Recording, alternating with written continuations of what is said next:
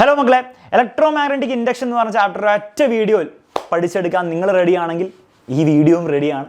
മക്കളെ, മുഴുവൻ ചാപ്റ്ററും ഷോർട്ട് നോട്ട്സിലൂടെയാണ് നമ്മൾ പഠിച്ചെടുക്കാൻ പോകുന്നത്. ഈ ഒരൊറ്റ വീഡിയോയിൽ ഈ ഒരൊറ്റ വീഡിയോ കണ്ടാൽ തന്നെ നിങ്ങൾക്ക് എന്ത് ചെയ്യാൻ പറ്റും? ഈ ചാപ്റ്ററിന് 8 മാർക്കിന് ചോദ്യം വരിക, ഒരു 6 മാർക്കെങ്കിലും ഈ വീഡിയോ നിന്ന് മാത്രം നിങ്ങൾക്ക് കിട്ടും. സോ അവസാനം വരെയും കാണാൻ ശ്രമിക്കുക. ഇതിന് നോട്ട്സ് ഡിസ്ക്രിപ്ഷനിൽ കൊടുത്തിട്ടുണ്ട്, ഡൗൺലോഡ് ചെയ്തെടുക്കുക, ഫ്രീ ആണ്. എല്ലാവർക്കും ഷെയർ ചെയ്ത് കൊടുക്കുക കേട്ടോ, മറക്കരുത്. ഫസ്റ്റ് പഠിക്കാനുള്ള കാര്യം ഇലക്ട്രോമാഗ്നറ്റിക് ഇൻഡക്ഷൻ ആണ്. റെഡിയാണ്? ഇല്ല സാർ, കാറ്റ് പോയിരുന്നില്ല.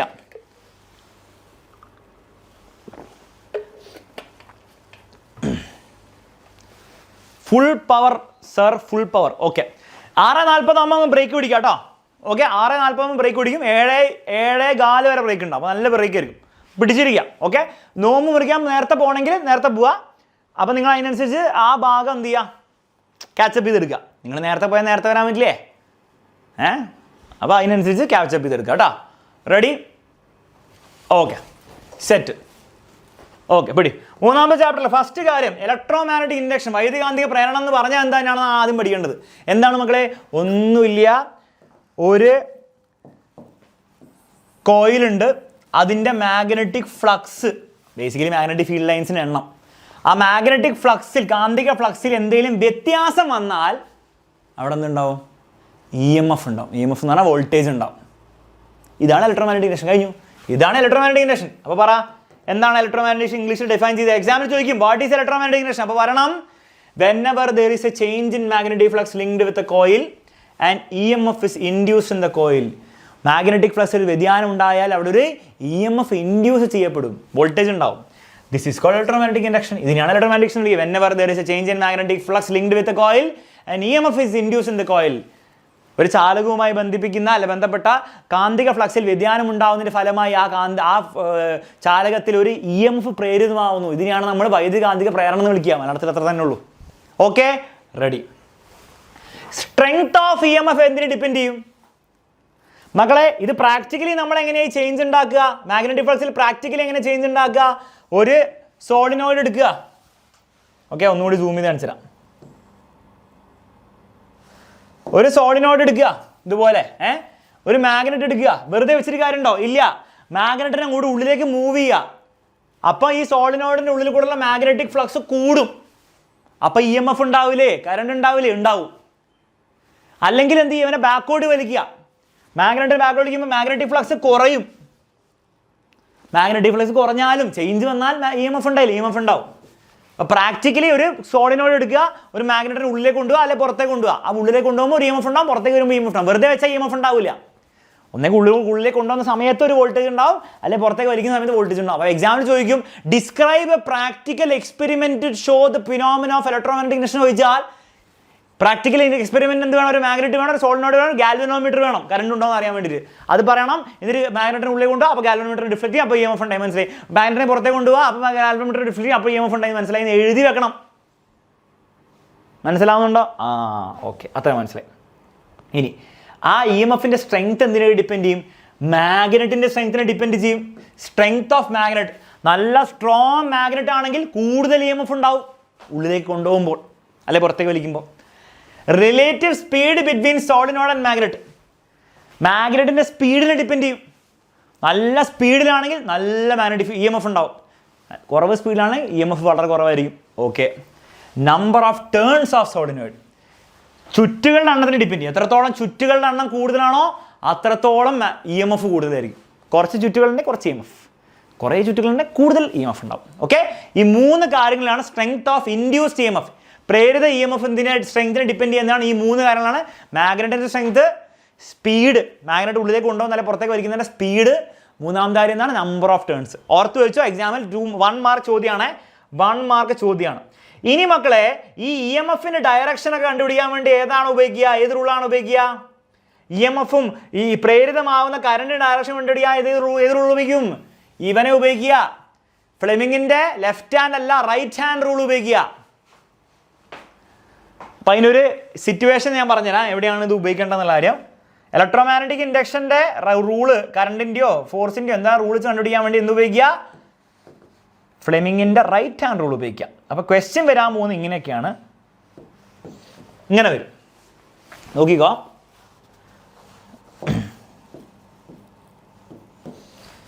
നോർത്ത് നിന്ന് സൗത്തിലേക്ക് ഒരു മാഗ്നറ്റിക് ഫീൽഡ് ഉണ്ട്.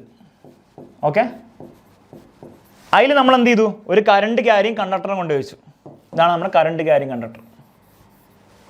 ഇത് കാണുന്നുണ്ട് മക്കളെ. ഈ കറണ്ട് ക്യാരിയും കണ്ടക്ടറിനെ ഞാൻ മുകളിലേക്ക് വലിച്ചു. ഞാൻ എന്ത് ചെയ്തു? മുകളിലേക്ക് ഞാൻ വലിച്ചു, ഫോഴ്സ് മുകളിലേക്ക് കൊടുത്തു. ഒന്നും കൂടി ഞാൻ സൂം ചെയ്യാം, അപ്പം കൂടുതൽ കാണാൻ പറ്റും.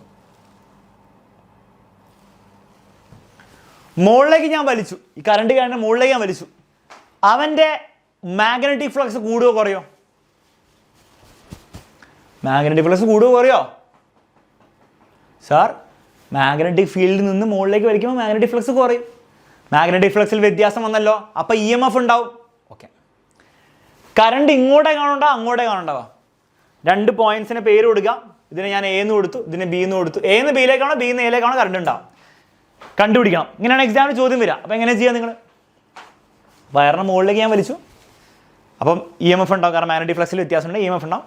പക്ഷേ IMF മൂലം ഉണ്ടാകുന്ന കറണ്ട് A എന്ന് Bയിലേക്കാണോ B എന്നിലേക്കാണോ? അതെങ്ങനെ കണ്ടുപിടിക്കാം? ഏത് റൂൾ ഉപയോഗിക്കണം? റൈറ്റ് ഹാൻഡ് റൂൾ ഉപയോഗിക്കണം. ഇലക്ട്രോമാഗ്നറ്റിക് ഇൻഡക്ഷനാണ് പ്രതിഭാസം. ഫിനോമിനൻ എന്താ? ഇലക്ട്രോമാഗ്നറ്റിക് ഇൻഡക്ഷനാണ്. ഫ്ലെമിങ്ങിൻ്റെ റൈറ്റ് ഹാൻഡ് റൂൾ ഉപയോഗിക്കുക. റൈറ്റ് ഹാൻഡ് റൂൾ സെയിം ആണ്. Force magnetic field current same ആണ്. Father mother child. Force magnetic field current, force എങ്ങോട്ടാണ് സാർ? മുകളിലേക്കാണ്.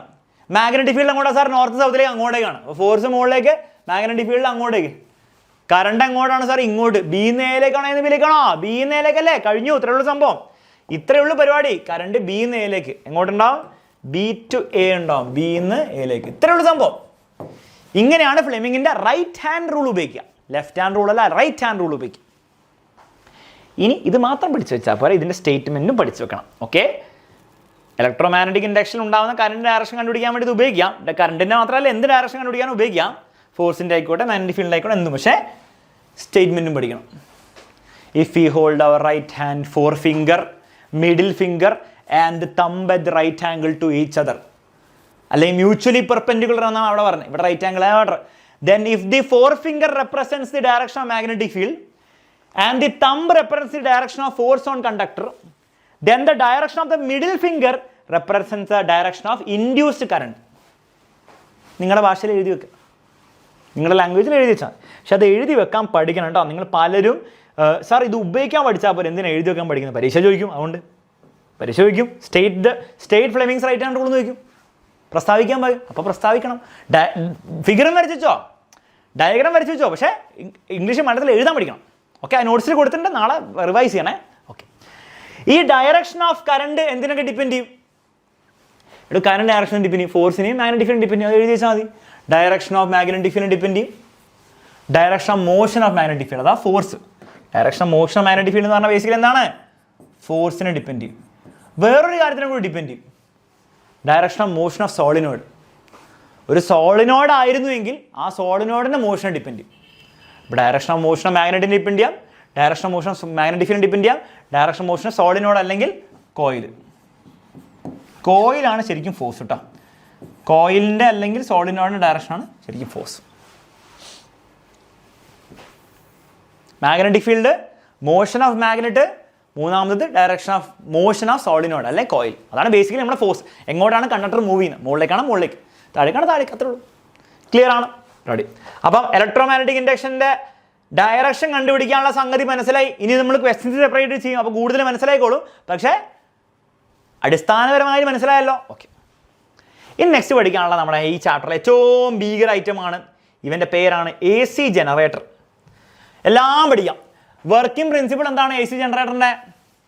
Electromagnetic induction. ഈ ചാപ്റ്ററിൻ്റെ ഹെഡിങ് ആണ്. വൈദ്യുതി കാന്തിക പ്രേരണമാണ് ഇവൻ്റെ വർക്കിംഗ് പ്രിൻസിപ്പിൾ. അത് കിട്ടി. നെക്സ്റ്റ് എനർജി കൺവേർഷൻ എന്താണ് മക്കളെ? ജനറേറ്റർ എന്താണ് ജനറേറ്റ് ചെയ്യുക? കറണ്ടിനെയല്ലേ ജനറേറ്റ് ചെയ്യുക. പുറത്തേക്ക് എന്താ തരിക? ലൈറ്റാണോ തരിക? കറണ്ടല്ലേ പുറത്തേക്ക് തരിക. അപ്പോൾ പുറത്തേക്ക് കിട്ടുന്ന ഇലക്ട്രിക്കൽ എനർജിയാണെന്ന് മനസ്സിലായി. പക്ഷേ എന്തുപയോഗിച്ചിട്ടാണ് തരിക മക്കളെ? അവൻ്റെ ആർമേച്ചർ നിങ്ങൾ കറക്കണം. ഒന്നെങ്കിൽ വെള്ളം ഒഴിച്ച് കറക്കണം, അല്ലെങ്കിൽ ന്യൂക്ലിയർ പവർ ഉപയോഗിച്ച് കറക്കണം, അല്ലെങ്കിൽ ഹീറ്റ് എനർജി ഉപയോഗിച്ച് കറക്കണം. ആ ടർബൈൻ അല്ലെ ആർമേച്ചർ കറങ്ങണം. ദാറ്റ് ഈസ് മെക്കാനിക്കൽ എനർജിയാണ് ഇലക്ട്രിക്കൽ എനർജി ആക്കി മാറ്റുക. അപ്പോൾ ഏത് ജനറേറ്റർ ആണെങ്കിലും AC ജനറേറ്റർ ആയിക്കോട്ടെ, DC ജനറേറ്റർ ആയിക്കോട്ടെ, വർക്കിംഗ് പ്രിൻസിപ്പിൾ EMI തന്നെയായിരിക്കും. എല്ലാ ACക്കും DCക്കും വർക്കിംഗ് പ്രിൻസിപ്പിൾ സെയിം ആണ്. എനർജി കൺവേർഷനും സെയിം ആയിരിക്കും. ഓക്കെ, ഇന്ത്യയിൽ വർക്ക് ചെയ്യുന്ന അല്ലെ ഇന്ത്യയിൽ ഉൽപ്പാദിപ്പിക്കുന്ന AC കറണ്ടിൻ്റെ ഫ്രീക്വൻസി എക്സാമിന് ചോദിച്ചിട്ടുണ്ട്. എന്താ ഫ്രീക്വൻസി? 50 ഹെർട്സ് ആണ്. 50 ഹെർട്സ്. അപ്പോൾ ടൈം പീരീഡ് ചോദിച്ചാൽ പറയണം ടൈം പീരീഡ് എന്ന് പറഞ്ഞാൽ 1 ഫ്രീക്വൻസി ആണ്, അതായത് 1/50, അത് എത്ര വരിക 0.02 സെക്കൻഡ്സ് ആണ്. അപ്പോൾ ടൈം പീരീഡ് വല്ലതും ചോദിച്ചാൽ 1 ഫ്രീക്വൻസി 1/50 0.02 സെക്കൻഡ്സ് അങ്ങോട്ട് എഴുതി വെക്കാൻ പറ്റണം. ഓക്കെ, അതിൻ്റെ അർത്ഥം എന്താണ്? 50 ഹെർട്സ് ഫ്രീക്വൻസി എന്ന് പറഞ്ഞാൽ armature rotates 50 times per second. ഒരു സെക്കൻഡ് കാത്തിരുന്നാൽ ആർമേച്ചർ എന്ത് ചെയ്യും? 50 പ്രാവശ്യം റൊട്ടേറ്റ് ചെയ്യും. ഒരു സെക്കൻഡ് 50 പ്രാവശ്യം.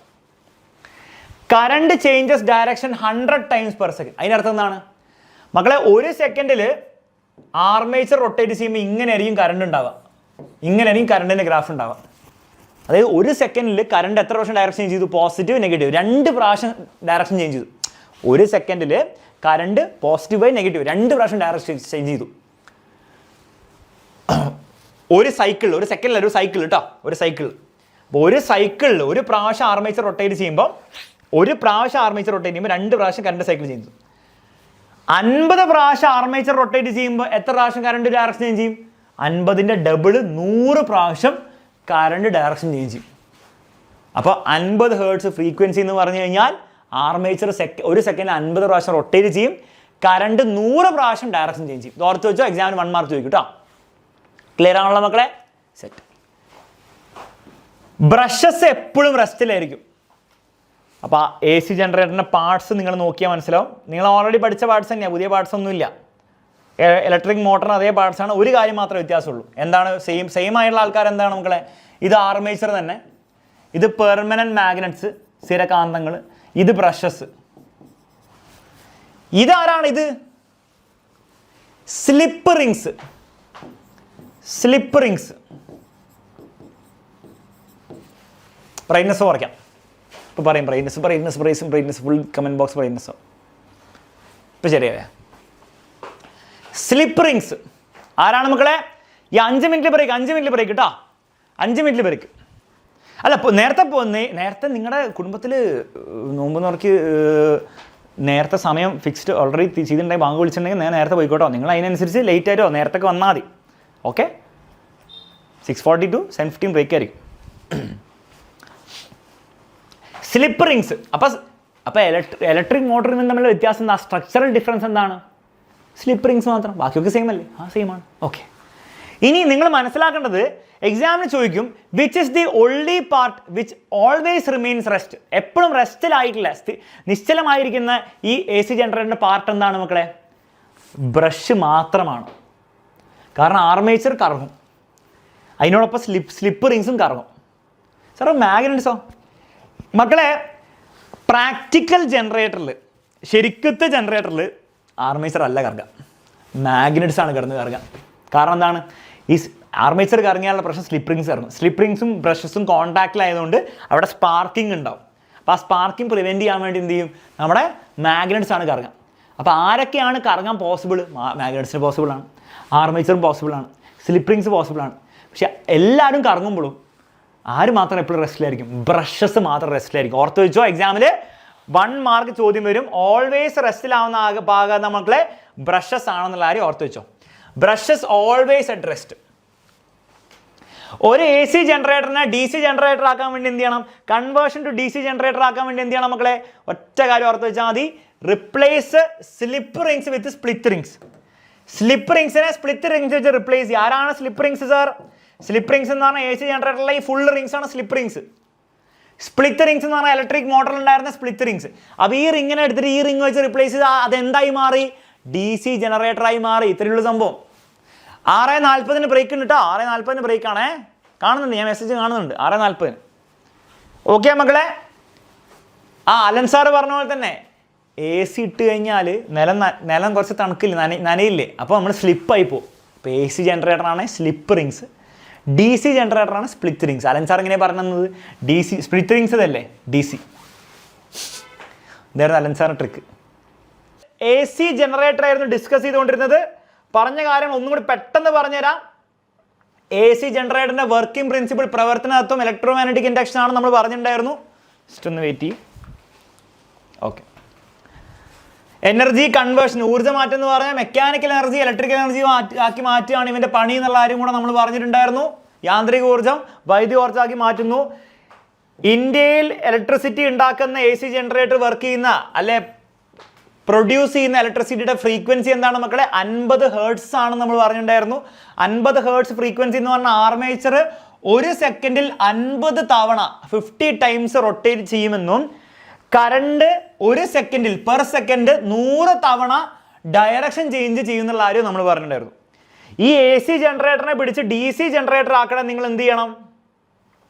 കൺവേർഷൻ ടു DC ജനറേറ്റർ എന്ന് പറഞ്ഞാൽ നിങ്ങൾ ആകെ ചെയ്യേണ്ടത് AC ജനറേറ്ററിലുള്ള സ്ലിപ്പ് റിങ്സിനെ എന്ത് വെച്ച് റിപ്ലേസ് ചെയ്യുക? സ്പ്ലിറ്റ് റിങ്സ് വെച്ച് നിങ്ങൾ റിപ്ലേസ് ചെയ്താൽ നിങ്ങൾക്ക് എന്ത് കിട്ടും? DC ജനറേറ്റേഴ്സ് കിട്ടും. സെറ്റാണ് മക്കളെ, ബുദ്ധിമുട്ടില്ല. ഇത്രയും കാര്യങ്ങൾ സെറ്റാണ്. Okay, ready. അപ്പോൾ അത്രയും കാര്യങ്ങൾ റെഡിയാണ് മക്കളെ. ഇതിൻ്റെ പാർട്സും കാര്യങ്ങൾ പറഞ്ഞു. നമ്മൾ ഗ്രാഫിൻ്റെ കാര്യം പറഞ്ഞ പ്ലെയർ നമ്മൾ അലൻ സാർ ചാടി കയറി വന്ന് എന്തൊക്കെയോ പറഞ്ഞത് അല്ലേ? അപ്പോൾ ഗ്രാഫ് നമുക്ക് എന്ത് ചെയ്യാം? ഡീറ്റെയിൽഡ് ആയിട്ട് ചർച്ച ചെയ്യാം. എക്സ്ട്രീംലി ഇമ്പോർട്ടൻ്റ് ആണ്. എല്ലാ മോഡൽ പരീക്ഷ ആണെങ്കിലും ക്രിസ്മസ് പരീക്ഷ ആണെങ്കിലും ഒക്കെ ഈ ഗ്രാഫ് കുറേ ചോദിച്ചിട്ടുണ്ട്. അപ്പോൾ മക്കളെ, ഗ്രാഫിൻ്റെ ഫസ്റ്റ് 3 ഗ്രാഫ് ഉണ്ട്. ഇതിൽ ഫസ്റ്റ് ഗ്രാഫ് എന്താണ്? AC ജനറേറ്ററിൻ്റെ ഔട്ട്പുട്ട് ഗ്രാഫാണ്. എന്തുകൊണ്ടാണ് AC ജനറേറ്ററിന്റെ ഗ്രാഫാന്ന് പറയാൻ കാരണം ഇത് AC ആണ്. പോസിറ്റീവ് നെഗറ്റീവ് ഓൾട്ടർനേറ്റിംഗ് ആണ്. ഡയറക്ഷൻ മാറിക്കൊണ്ടിരിക്കുന്ന ഗ്രാഫാണ്. ദാറ്റ് ഈസ് ഇതെന്താണ് മക്കളെ? AC ജനറേറ്ററിന്റെ ഓൾട്ടർനേറ്റിംഗ് EMFന്റെ ഔട്ട്പുട്ട് ഗ്രാഫാണ് ഫസ്റ്റ് ഗ്രാഫ്. ഇത് ആരുടെ ഗ്രാഫാണ്? ഇത് DC ഗ്രാഫാണ്, AC അല്ല. കാരണം എപ്പോഴും നോക്കിയാൽ പോസിറ്റീവ്. മാത്രമല്ല ഇതിന്റെ മാഗ്നിറ്റ്യൂഡും സെയിം ആണ്, EMFും സെയിം ആണ്. ഇങ്ങനത്തെ ഗ്രാഫ് DC ജനറേറ്ററിന്റെ അല്ല, DC ബാറ്ററിയുടെ ഗ്രാഫാണ്. ആരുടെ ഗ്രാഫാണ് മക്കളെ? DC ബാറ്ററിയുടെ ഗ്രാഫാണ്. ഓക്കെ, ആരുടെ ഗ്രാഫാണ്? DC ബാറ്ററിയുടെ ഗ്രാഫ്. ഇതാണ് ആരുടെ ഗ്രാഫ്? DC ജനറേറ്ററിന്റെ ഗ്രാഫ്. DC ആണ് നോക്കിയ പോസിറ്റീവ് എപ്പോഴും പോസിറ്റീവ് ആണ്. ഡയറക്ഷൻ മാറുന്നില്ല, ഒരിക്കലും നെഗറ്റീവിലേക്ക് പോകുന്നില്ല. പക്ഷേ മാഗ്നിറ്റ്യൂഡ് കോൺസ്റ്റന്റ് ആണോ? ഇതിന്റെ വാല്യൂ, EMFന്റെ വാല്യൂ കോൺസ്റ്റന്റ് ആണോ? അല്ല, കൂടുന്നു കുറയുന്നു. ഇങ്ങനത്തെ ഗ്രാഫാണ് ആരുടെ ഗ്രാഫ്? DC ജനറേറ്ററിന്റെ ഗ്രാഫ്. ഇത്രയും കാര്യങ്ങൾ മനസ്സിലാക്കാൻ നിങ്ങൾക്ക് ബുദ്ധിമുട്ടില്ല. ഓക്കെ, അപ്പോൾ ഇത്രയും കാര്യങ്ങൾ മനസ്സിലായ സ്ഥിതിക്ക് ഇവിടുന്ന് കുറച്ച് വെറുപ്പിക്കൽ ചോദ്യങ്ങൾ എന്താണ് വരും. അപ്പോൾ ആ വെറുപ്പിക്കൽ ചോദ്യം നമുക്ക് എന്ത് ചെയ്യാം? ലൈറ്റൊക്കെ വീണ്ടും സൂപ്പറാക്കിയിട്ട് നമുക്ക് എന്ത് ചെയ്യാം? ചെയ്ത് നോക്കാം. മക്കളെ, ചോദ്യം ഇതാണ് മക്കളെ. ഇങ്ങനെ ചോദ്യം വരും. റഫായിട്ട് ഡയഗ്രം ഞാൻ വരയ്ക്കാൻ പോവാണ്. ഇതെന്താ ജനറേറ്റർ ആണെന്ന് ചോദ്യം വരും കേട്ടോ. ഇതെന്ത് ജനറേറ്ററാണ്? ബ്രഷ് ഇവിടെ ഇങ്ങനെ. ഇതെന്ത് ജനറേറ്ററാ മക്കളെ? പറ, ഇതെന്ത് ജനറേറ്ററാണ്? എന്ത് ജനറേറ്ററാണ്? ഫുള്ള് വരയ്ക്കുന്നില്ല, ഇത് വെച്ചിട്ട് പറ. എന്ത് ജനറേറ്ററാണ്? സ്പ്ലിറ്റ് റിങ്സ് ആണ്. DC ജനറേറ്ററാണ്. സ്പ്ലിറ്റ് റിങ്സ് ആണ്, സ്ലിപ്പ് റിങ്സ് അല്ല. സ്പ്ലിറ്റ് റിങ്സ് ആണ് DC ജനറേറ്റർ. DC ജനറേറ്ററിന്റെ ഔട്ട്പുട്ടിൽ ഇവിടെ ഗാൽവനോമീറ്റർ നോക്കുമല്ലോ. ഇവിടുത്തെ ഗ്രാഫ് എന്താണ്? DC ജനറേറ്ററിന്റെ ഔട്ട്പുട്ട് ഗ്രാഫ് നമ്മൾ ഓൾറെഡി പഠിച്ചതാ. ഈ ഗ്രാഫ് ഡും. ഇതേ DC ജനറേറ്ററിന്റെ ആർമേച്ചറിലെ ഗ്രാഫ് എന്തായിരിക്കും? DC ജനറേറ്ററിന്റെ ഔട്ട്പുട്ടിൽ DC വരും, ഇതാണ് ഗ്രാഫ്. പക്ഷെ ഇതേ DC ജനറേറ്ററാണ്. പക്ഷെ ആർമേച്ചറിലെ EMFന്റെ ഗ്രാഫ് വരയ്ക്കാൻ പറഞ്ഞാൽ ഇങ്ങനെയാണ് നിങ്ങൾ വരയ്ക്കേണ്ടത്. അതായത് പോസിറ്റീവ് നെഗറ്റീവ് AC EMF ആയിരിക്കും, അല്ലെ AC കറണ്ട് ആയിരിക്കും. ഓക്കെ, അപ്പോൾ DC ജനറേറ്ററിന്റെ പുറത്ത് മാത്രമേ DC ഉള്ളൂ. ആർമേച്ചറിൽ എന്ത് തന്നെയാണ്? AC ആണെന്ന് മനസ്സിലാക്കണം. ഓക്കെ, അത് തെറ്റിക്കരുത്. പലരും തെറ്റിക്കും. ക്രിസ്മസ് എക്സാമിന് ചോദിച്ചിട്ടുണ്ട്. ഇനി ഈ DC ജനറേറ്ററിന്റെ അപ്പുറത്തും ഇപ്പുറത്തും എന്തുണ്ട് മക്കളെ? മാഗ്നറ്റ്സ് ഉണ്ട്, ശരിയല്ലേ? മാഗ്നറ്റ്സ് ഇല്ലേ? ആർമേച്ചർ കറങ്ങുകയാണെങ്കിൽ പുറത്ത് DC കിട്ടും, സംശയമില്ല. ഉള്ളിൽ അപ്പോഴും AC ആയിരിക്കുക, പക്ഷെ പുറത്ത് DC കിട്ടും. പക്ഷേ ഈ മാഗ്നറ്റ്സിനും കറക്കാൻ പറ്റുമെന്ന് ഞാൻ പറഞ്ഞിട്ടുണ്ടായിരുന്നു. ശരിക്കത്തെ ജനറേറ്റേഴ്സിന് ആർമേച്ചർ അല്ല, മാഗ്നറ്റ്സ് ആണ് കറങ്ങുക. അപ്പോൾ ഈ DC ജനറേറ്ററിൽ ആർമേച്ചറിന് പകരം ഈ മാഗ്നറ്റ്സ് ആണ് കിടന്ന് റൊട്ടേറ്റ് ചെയ്യുന്നതെങ്കിൽ പുറത്തെ ഗ്രാഫ് ഇതായിരിക്കുമോ അല്ലയോ? യെസ് ഓർ നോ ചോദ്യമാണ്. DC ജനറേറ്ററാണ്, ആർമേച്ചർ അറിഞ്ഞാൽ DC ആണ് പുറത്ത് വരിക. പക്ഷേ ആർമേച്ചർ അല്ല കറങ്ങുന്നത്, മാഗ്നറ്റ്സ് ആണ് കറങ്ങുന്നതെങ്കിൽ പുറത്ത് DC ഈ ഗ്രാഫ് ആയിരിക്കും അല്ലയോ? ഈ ഗ്രാഫ് ആയിരിക്കില്ല. പുറത്ത് എന്തായിരിക്കും ഗ്രാഫ്? പുറത്ത് AC ആയിരിക്കും വരിക. അതായത് DC ജനറേറ്റർ DC തരണമെങ്കിൽ ആർമേച്ചർ തന്നെ കറങ്ങണം. DC ജനറേറ്ററിന്റെ മാഗ്നറ്റ്സ് ആണ് കറങ്ങുന്നതെങ്കിൽ പുറത്ത് എന്ത് കിട്ടില്ല? DC കിട്ടത്തില്ല, AC ആണ് കിട്ടുക എന്നുള്ള ഒരു കാര്യം കൂടെ ഓർത്ത് വെച്ചോ. മോഡൽ എക്സാമിന് ചോദിച്ചിട്ടുണ്ട്. ഈ വർഷത്തെ മോഡൽ എക്സാമിന് അതാണ് ചോദിച്ചത്. ഓക്കെ, അപ്പോൾ ഇത്രയും കാര്യങ്ങളാണ് ജനറേറ്ററിനെ പറ്റി നിങ്ങൾ അറിഞ്ഞിരിക്കേണ്ടത്. ഇത്രയും കാര്യങ്ങൾ നിങ്ങൾ പഠിച്ചു വെച്ചാൽ ജനറേറ്ററിന്റെ കാര്യം തീരുമാനമായി. വേറെ ജനറേറ്റർ ഒന്നും പഠിക്കാനില്ല. സെറ്റാണോ മക്കളെ? ക്രിസ്റ്റൽ ക്ലിയർ ആണല്ലോ ജനറേറ്ററിൻ്റെ കാര്യത്തിൽ? ലൈക്ക് 30K ക്രോസ് ചെയ്തു, സൂപ്പർ. ഇനി നമ്മൾ അടുത്ത ലൈക്കിൻ്റെ ടാർഗറ്റ് 40K ആണ്. 40K എത്തിക്കുമോ നിങ്ങൾ? ക്ലിയർ ആണല്ലോ? ബൈ എന്നൊന്നും ചോദിക്കണ്ട. ഓക്കെ, അതിൻ്റെ റീസൺ എന്താണെന്ന് വെച്ചാൽ, എടോ ഇത് DC ജനറേറ്ററിൽ ഈ സ്പ്ലിറ്റ് റിങ് വെച്ചിട്ടാണ് നമ്മൾ എന്ത് ചെയ്യുന്നത്? ഈ സ്പ്ലിറ്റ് റിങ് ഇവിടെ കൊണ്ട് വെച്ചുകൊണ്ടാണ് ഇത് DC ആയി മാറുന്നത്. പക്ഷേ ഈ സ്പ്ലിറ്റ് റിങ് അതിൻ്റെ എഫക്റ്റ് ഉണ്ടാക്കണമെങ്കിൽ ആർമേച്ചർ റൊട്ടേറ്റ് ചെയ്യണം. മനസ്സിലായി? ആർമേച്ചർ റൊട്ടേറ്റ് ചെയ്യുമ്പോൾ സ്പ്ലിറ്റ് റിങ് എന്ത് ചെയ്യുക? അതിന് നൈസായിട്ട് അഡ്ജസ്റ്റ് ചെയ്തിട്ട് പുറത്തേക്ക് DC തരും. ഉള്ളിൽ AC ആയിരിക്കും, പക്ഷേ പുറത്തേക്ക് DC തരും. പക്ഷേ അതിന് ആർമേച്ചർ റൊട്ടേറ്റ് ചെയ്യണം. മാഗ്നറ്റ്സ് കിടന്ന് റൊട്ടേറ്റ് ചെയ്ത് സ്പ്ലിറ്റ് റിങ് അവിടെ ഉണ്ടായാലും എന്തെങ്കിലും കാര്യമുണ്ടോ? ഒരു കാര്യമില്ല. സ്പ്ലിറ്റ് റിങ്ങിന് അവിടെ ഫംഗ്ഷൻ ഇല്ല. അതുകൊണ്ടാണ് ആ മാഗ്നറ്റ്സ് റൊട്ടേറ്റ് ചെയ്താൽ പുറത്ത് തന്നെ വരിക, AC ആണ് വരിക, DC വരില്ല. ക്ലിയർ ആണ് മക്കളെ? സെറ്റാണ്? മുന്നോട്ട് പോകാം നമുക്ക്. ഓക്കെ, നെക്സ്റ്റ് നമുക്ക് പഠിക്കാനുള്ളത് മ്യൂച്വൽ ഇൻഡക്ഷനെ പറ്റിയിട്ടാണ്. എന്താണ് മക്കളെ ഈ മ്യൂച്വൽ ഇൻഡക്ഷൻ എന്ന് പറഞ്ഞ സംഭവം ഇത്രയേ ഉള്ളൂ. ശ്രദ്ധിക്കുക, മ്യൂച്വൽ ഇൻഡക്ഷൻ എന്ന് പറഞ്ഞാൽ 2 കോയിൽ വേണം, 2 സോളിനോട് അല്ലെ 2 കോയിൽ വേണം. ആദ്യത്തെ നമ്മൾ പ്രൈമറി എന്ന് വിളിക്കും, രണ്ടാമത്തെ നമ്മൾ സെക്കൻഡറി എന്ന് വിളിക്കും. ഈ പ്രൈമറിയിലേക്ക് നമ്മളൊരു ബാറ്ററി കണക്ട് ചെയ്യും. ഇവിടെ DC ആണ് കണക്ട് ചെയ്തത്, പക്ഷെ ഞാൻ DC എടുത്ത് കളഞ്ഞിട്ട് ഞാനൊരു AC കണക്ട് ചെയ്യാൻ പോവാണ്. AC സോഴ്സ് ഞാനൊരു പ്രൈമറി കോയിലിൽ കണക്ട് ചെയ്താൽ എന്ത് സംഭവിക്കും സാർ? അതിൻ്റെ ഉള്ളിൽ കറണ്ട് ഉണ്ടാവും. കറണ്ട് ഓരോ ടേണിലും ഇങ്ങനെ കറണ്ട് ഉണ്ടാവും. സോളിനോയിഡിൽ കറണ്ട് ഉണ്ടായാൽ ഉള്ളിൽ എന്തുണ്ടാവും? മാഗ്നറ്റിക് ഫീൽഡ് ഉണ്ടാവും. ഉള്ളിൽ മാഗ്നറ്റിക് ഫീൽഡ്, റെഡ് കളർ ഉള്ളിൽ ഇങ്ങനെ മാഗ്നറ്റിക് ഫീൽഡ് ഉണ്ടാവും. റെഡ് കളറിലോ ഇത് കളറിലോ ആയിക്കോട്ടെ, കളറിലല്ല മാഗ്നറ്റിക് ഫീൽഡ് ഉണ്ടാവും, പക്ഷേ മാഗ്നറ്റിക് ഫീൽഡ് ഉണ്ടാവും. AC സോഴ്സ് ആയതുകൊണ്ട് കറണ്ട് ചേഞ്ച് ചെയ്യും, അതുകൊണ്ട് മാഗ്നറ്റിക് ഫീൽഡും ചേഞ്ച് ചെയ്യും. മാഗ്നറ്റിക് ഫീൽഡ് കൂടും കുറയും. അപ്പോൾ തൊട്ടടുത്ത് നിൽക്കുന്ന സെക്കൻഡറി കോയിലിൽ ബാറ്ററി ഒന്നും ഇല്ല, ഒരു ബൾബ് മാത്രമേ ഉള്ളൂ വെറുതെ രസത്തിന്. പക്ഷെ ഇല്ലെങ്കിൽ പോലും ഇവൻ്റെ മാഗ്നറ്റിക് ഫ്ലക്സ് മാറുന്നുണ്ട്. സോ അവൻ്റെയും മാഗ്നറ്റിക് ഫ്ലക്സ് മാറില്ലേ? കാരണം കുറച്ച് അവൻ്റെ ഉള്ളിൽ കൂടെ മാഗ്നറ്റിക് ഫീൽഡ് കുറച്ച് കടന്നു പോകുന്നുണ്ട്. അപ്പോൾ ഈ മാഗ്നറ്റിക് ഫീൽഡ് കൂടുകയും കുറയും ചെയ്യുമ്പോൾ അവൻ്റെ ഉള്ളിലുള്ള മാഗ്നറ്റിക് മാഗ്നറ്റിക് ഫ്ലക്സ് കൂടുകയും കുറയും ചെയ്യും. മാഗ്നറ്റിക് ഫ്ലക്സിൽ വ്യത്യാസം ഉണ്ടായാൽ എന്തുണ്ടാവും? EMF ഉണ്ടാവും. സോ ഈ സെക്കൻഡറി കോയിലിൽ ഒരു EMF വോൾട്ടേജ്, അതുപോലെ ഒരു കറണ്ട് ഉണ്ടാവും. ഈ ബൾബ് കത്തും.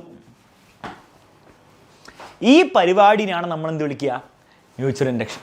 അതായത് ഒരു പ്രൈമറി കോയിലിൽ നിങ്ങൾ കറണ്ട് മാറ്റി, AC സോഴ്സ് കണക്ട് ചെയ്ത് കറണ്ട് മാറ്റി, സെക്കൻഡറി കോയിലിൽ ഒരു EMF ഉണ്ടാക്കുന്ന പരിപാടിയാണ്. അപ്പുറത്ത് വെച്ചിരിക്കുന്ന കോണ്ടാക്ട് ഇല്ലാത്ത കോയിലിൽ ഒരു EMF ഉണ്ടാക്കുന്ന പരിപാടിയാണ് നമ്മൾ എന്ത് വിളിക്കുക? പേര് പറ. Mutual induction. ഇതിനി ഇംഗ്ലീഷിൽ മലയാളത്തിലൊക്കെ ഡിഫൈൻ ചെയ്യാനും കൂടെ പഠിക്കണം.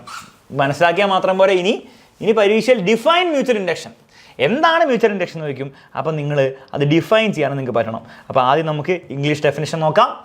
When the strength or direction of current in one coil changes, ഒരു കോയിലിലെ കറണ്ടിൻ്റെ സ്ട്രെങ്തോ ഡയറക്ഷനോ ചേഞ്ച് ചെയ്താൽ ആയിക്കോട്ടെ, the magnetic flux around it changes, അവൻ്റെ ചുറ്റുമുള്ള മാഗ്നറ്റിക് ഫ്ലക്സ് ചേഞ്ച് ചെയ്യും. ഓക്കെ, ഫസ്റ്റ് കോയിലിൻ്റെ ചുറ്റുള്ള മാഗ്നറ്റിക് ഫ്ലക്സ് ചേഞ്ച് ചെയ്യും, നല്ല കാര്യം. ആസ് എ റിസൾട്ട്, അതിൻ്റെ ഫലമായി and EMF is induced in the secondary coil, രണ്ടാമത്തെ കോയിലിൽ ഒരു EMF ഉണ്ടാകുന്നു. കാരണം ഇവൻ്റെ മാഗ്നറ്റിക് ഫ്ലക്സ് ചേഞ്ച് ചെയ്താൽ മറ്റവൻ്റെ മാഗ്നറ്റിക് ഫ്ലക്സ് ചേഞ്ച് ചെയ്യും. അപ്പോൾ അവൻ്റെ ഉള്ളിൽ ഒരു EMF ഉണ്ടാകുന്നു. This phenomenon is called mutual induction. ഇതിനെയാണ് നമ്മൾ മ്യൂച്വൽ ഇൻഡക്ഷൻ എന്ന് വിളിക്കുക. ഒന്നുകൂടി പറഞ്ഞുതരാം. When the strength or direction of current in the one coil അല്ലെ primary coil changes, the magnetic flux around it changes, അതിൻ്റെ ചുറ്റുള്ള മാഗ്നറ്റിക് ഫ്ലക്സ് ചേഞ്ച് ചെയ്യും. ആസ് എ റിസൾട്ട്, ഇതിൻ്റെ ഫലമായി and EMF is induce in the secondary coil, രണ്ടാമത്തെ കോയിലിൽ ഒരു EMF ഉണ്ടാകുന്നു. ഈ പരിപാടിയാണ് നമ്മൾ വിളിക്കുക മ്യൂച്വൽ ഇൻഡക്ഷൻ. മലയാളത്തിൽ വായിക്കാം നമുക്ക്. ഓക്കെ, മലയാളത്തിലേക്ക് സെയിം കാര്യം തന്നെയാണ്, വായിക്കേണ്ട ആവശ്യമൊന്നുമില്ല. അടുത്ത് കുറച്ചുകൂടി എഴുത്ത് കൂട്ടി സീരിയസ് ആയിട്ട് എഴുതിയിരുന്നു തോന്നുന്നു. സീരിയസ് ആയിട്ട് എഴുതിയാലും കുഴപ്പമൊന്നുമില്ല. സമീപ സ്ഥലങ്ങളിലായി സ്ഥിതി ചെയ്യുന്ന 2 കമ്പിച്ചുരുളിൽ ഒന്നിലെ വൈദ്യുതപ്രവാഹത്തിന്റെ തീവ്രതയിലോ ദിശയിലോ മാറ്റമുണ്ടാകുമ്പോൾ അതിനു ചുറ്റുമുള്ള കാന്തിക ഫ്ലക്സിൽ മാറ്റമുണ്ടാകുന്നു. ഓക്കെ, ഇതിന്റെ ഫലമായി രണ്ടാമത്തെ കമ്പിച്ചുരുളിലും ഒരു EMF പ്രേരിതമാകുന്നു. ഈ പ്രതിഭാസത്തിനെയാണ് നമ്മൾ എന്ത് വിളിക്കുക? മ്യൂച്വൽ ഇൻഡക്ഷൻ എന്ന് വിളിക്കുക.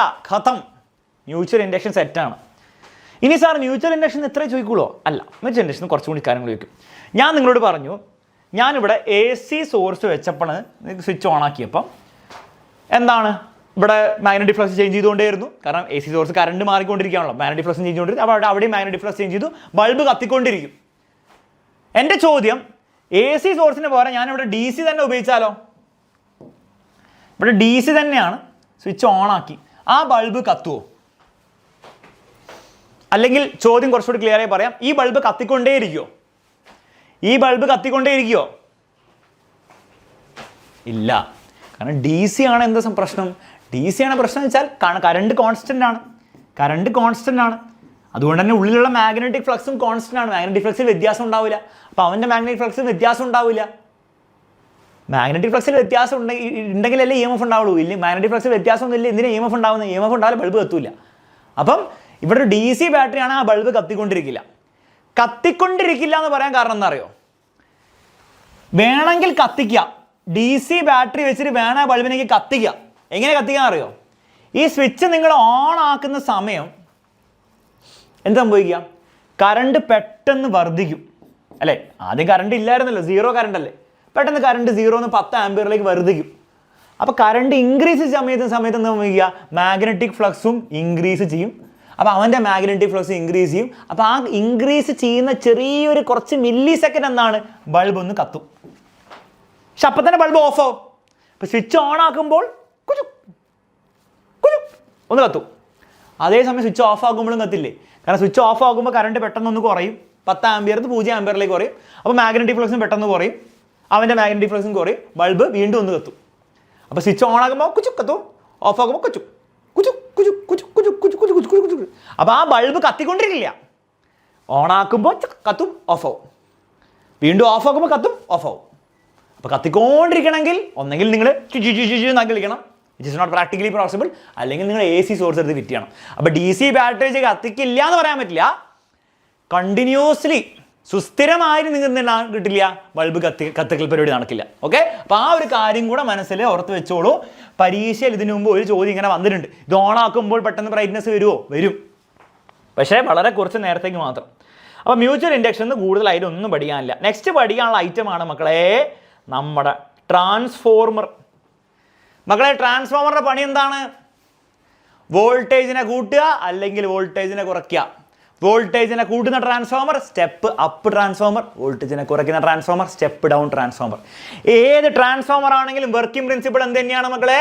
ട്രാൻസ്ഫോമറിന്റെ പ്രവർത്തന തത്വം, working principle it is mutual induction. പഠിച്ചു വെച്ചോളാം. ഓക്കെ, നെക്സ്റ്റ് കാര്യം, സ്റ്റെപ്പ് അപ്പ് ട്രാൻസ്ഫോമറിൻ്റെയും സ്റ്റെപ്പ് ഡൗൺ ട്രാൻസ്ഫോമറിൻ്റെയും പ്രത്യേകതകൾ. മക്കളെ ഒരു ട്രാൻസ്ഫോമറിന് എന്തുണ്ടാവും? ഒരു പ്രൈമറി കോയിൽ ഉണ്ടാവും, പിന്നെ ഒരു സെക്കൻഡറി കോയിൽ ഉണ്ടാവും. പ്രൈമറി എന്ന് പറഞ്ഞാൽ ഇൻപുട്ട്, സെക്കൻഡറി എന്ന് പറഞ്ഞാൽ ഔട്ട്പുട്ട്.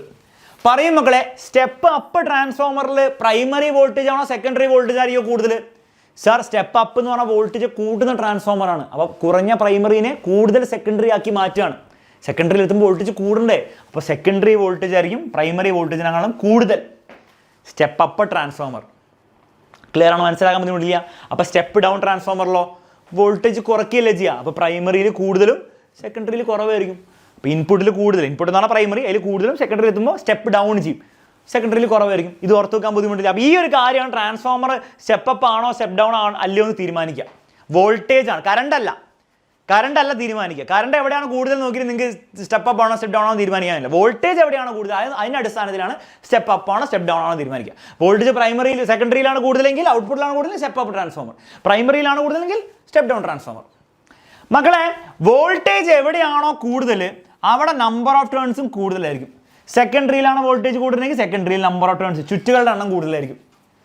പ്രൈമറിയിലാണ് ഇവിടെ വോൾട്ടേജ് കൂടുതൽ, സോ പ്രൈമറിയിലാണ് നമ്പർ ഓഫ് ടേൺസും കൂടുതൽ. എവിടെയാണോ വോൾട്ടേജ് കൂടുതൽ അവിടെ ആയിരിക്കും നമ്പർ ഓഫ് ടേൺസും കൂടുതൽ. ഓക്കെ, പക്ഷെ കറണ്ട് അങ്ങനെയല്ല. വോൾട്ടേജ് എവിടെയാണോ കൂടുതൽ അവിടെ കറണ്ട് കുറവായിരിക്കും. വോൾട്ടേജ് സെക്കൻഡറിയിൽ കൂടുതൽ, കറണ്ട് സെക്കൻഡറിയിൽ കുറവ്. വോൾട്ടേജ് എവിടെയാണോ കുറവ് അവിടെ ആയിരിക്കും കറണ്ട് കൂടുതൽ. സ്റ്റെപ്പ് അപ്പ് ട്രാൻസ്ഫോമറിൽ പ്രൈമറിയിലാണ് വോൾട്ടേജ് കുറവ്, പക്ഷേ പ്രൈമറിയിലാണ് കറണ്ട് കൂടുതൽ. എവിടെയാണോ വോൾട്ടേജ് കുറവ് അവിടെ കറണ്ട് കൂടുതലും, എവിടെയാണോ വോൾട്ടേജ് കുറവ് അവിടെ കറണ്ട് കൂടുതലായിരിക്കും. വോൾട്ടേജ് കുറവുള്ളിടത്ത് കറണ്ട് കൂടുതലും, വോൾട്ടേജ് കൂടുതലുള്ളത് കറണ്ട് കുറവായിരിക്കും. ഇത് ഓർത്ത് വെച്ചോ. മറ്റൊരു കേസിൽ നോക്കിക്കേ, വോൾട്ടേജ് കൂടുതലുള്ള പ്രൈമറിയിൽ കറണ്ട് കുറവും, വോൾട്ടേജ് കുറവുള്ള സെക്കൻഡറിയിൽ കറണ്ട് കൂടുതലായിരിക്കും. ഇത് ഓർത്ത് വെക്കാൻ ബുദ്ധിമുട്ടില്ല. ലാസ്റ്റ് കാര്യം, എവിടെയാണോ കറണ്ട് കൂടുതൽ അവിടെ എന്തുപയോഗിക്കും?